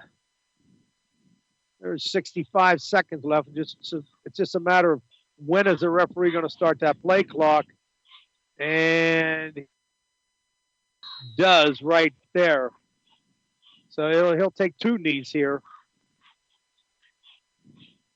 Here on 2nd down and 3rd down. And he could almost let this all run out. Yep. Well, that's not what I would take. The 5-yard penalty, let it all run out. Yardage isn't important. Yardage doesn't mean anything. But it does mean he's got to take the knee twice here on 3rd down and 4th down. Oh. Yeah. Yep. He delayed it. So both teams are shaking hands now with 10 seconds left in the ball game. Huntington's going to come away with a 30-19 win, and they'll go to 3-3, tied with We'll go to 3 and 4. Right. 3 and 4? 3 and 4? Yes, your final for Morvets Field. Huntington 30, Bald Eagle 19. Huntington goes to 3 and 4 on the year. And so does Bald Eagle Area go to 3 and 4 on the year. We will return with post-game action. You've been listening to Chad States and Jim Zauzig on the airnetwork.net. Grab the Big Kahuna, the 24 square cut pizza with your choice of one topping for only $19.99. Now at All American Pizza and Subs at 612 Washington Street, downtown Huntingdon. All American Pizza and Subs has delivery, and they're the home of great pizza, subs, salad, wings, and more for lunch, dinner, or a late night snack. Call All American Pizza and Subs right now at 643-0222. Closed Mondays. All American Pizza and Subs. Like us on Facebook. D.C. Goodman & Sons and the Goodman family are committed and dedicated to excellence by supporting quality education and athletics for all youth of Huntingdon County. For over 3 generations, D.C. Goodman & Sons and their staff of quality tradesmen have provided excellent service in the installation of plumbing, mechanical and industrial piping, electrical, and fire sprinkler systems. Residential services are also available. D.C. Goodman & Sons and the Goodman family will continue to serve the community, and thank you for your support. The Goodman family wishes you the best to all area students in your pursuit of excellence. Mel's Concrete in Huntingdon has over 20 years' experience in providing you with quality concrete work. When you have any job dealing with concrete, call Mel Woomer at 643-0909. Mel's Concrete specializing in porches, patios, basements, sidewalks, and more. Mel's Concrete also specializes in snow removal. There's no job too big or too small when it comes to concrete. Call Mel's Concrete, LLC at 643-0909.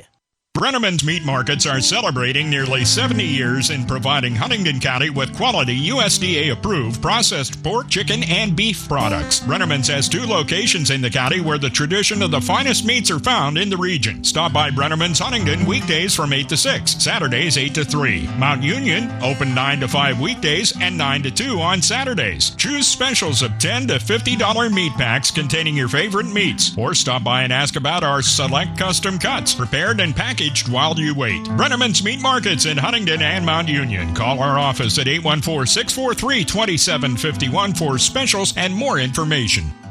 The Huntingdon Moose Family Center 223 is the heart of the community.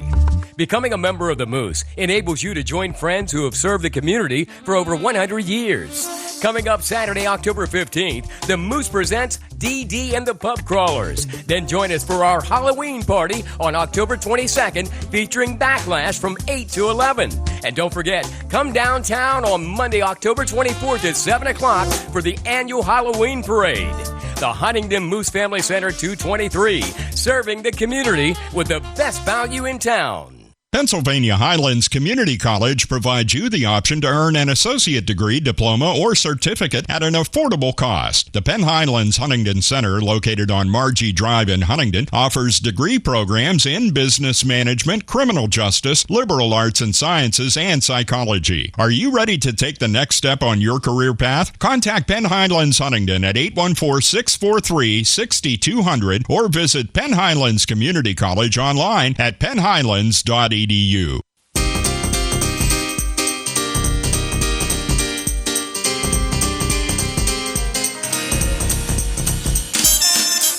Now back to more Bearcat football exclusively on the airnetwork.net. And welcome back to Warvets Field as we conclude a big Huntington victory 30-19 over Baltimore area, which should most certainly move them up in the District 6 playoff race. Not sure how many points you end up getting for that win, but it's got to definitely move them up and Bald Eagle area down. So I got to believe Huntington will now be in that top 6.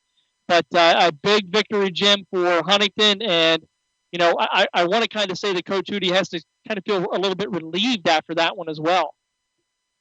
Yeah, because their work is cut out for them. They got to knock off. They got 2 winnable games here against Phillipsburg and Patterson, which should get them to 5-5. Central is going to be a tough one. I mean, they got to have everything go right to beat Central. And if everything falls where they should, then if we come out of here at 5-5, that might be enough to get them into the playoffs. But this was big because Bald Eagle is fighting for the same thing. I do want to say in closing, another send out a message of concern to Terry Bittner's family. We feel for him. He's the voice of Huntington. We weren't on last week to express our condolences and our prayers with the family of Terry Bittner.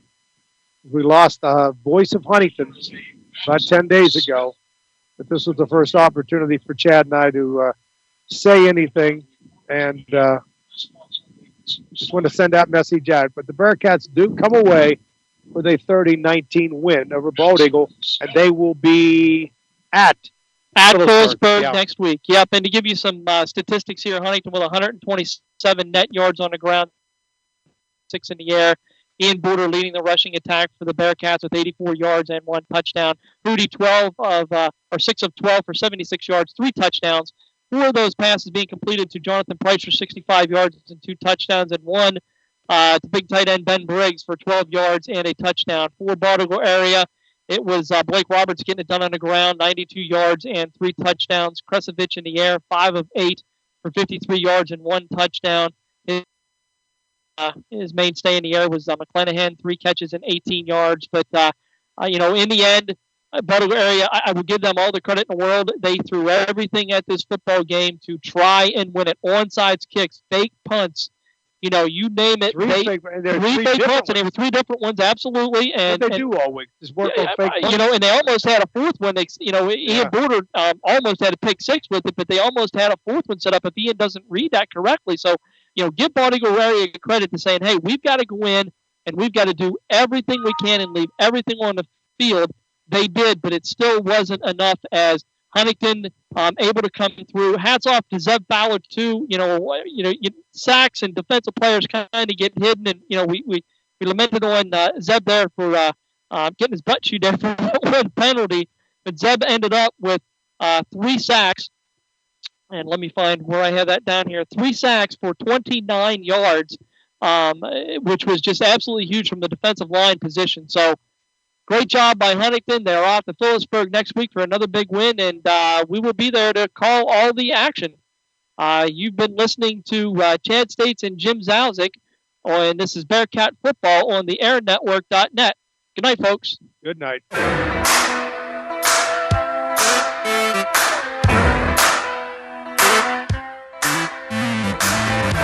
Thanks to our sponsors, and thank you for listening to Huntingdon Bearcat Football live on the airnetwork.net. Hear this game streaming throughout the week, plus find it on the Air Network's front page for on-demand listening at your convenience. And join us again next week for more Bearcat football action live here on the airnetwork.net.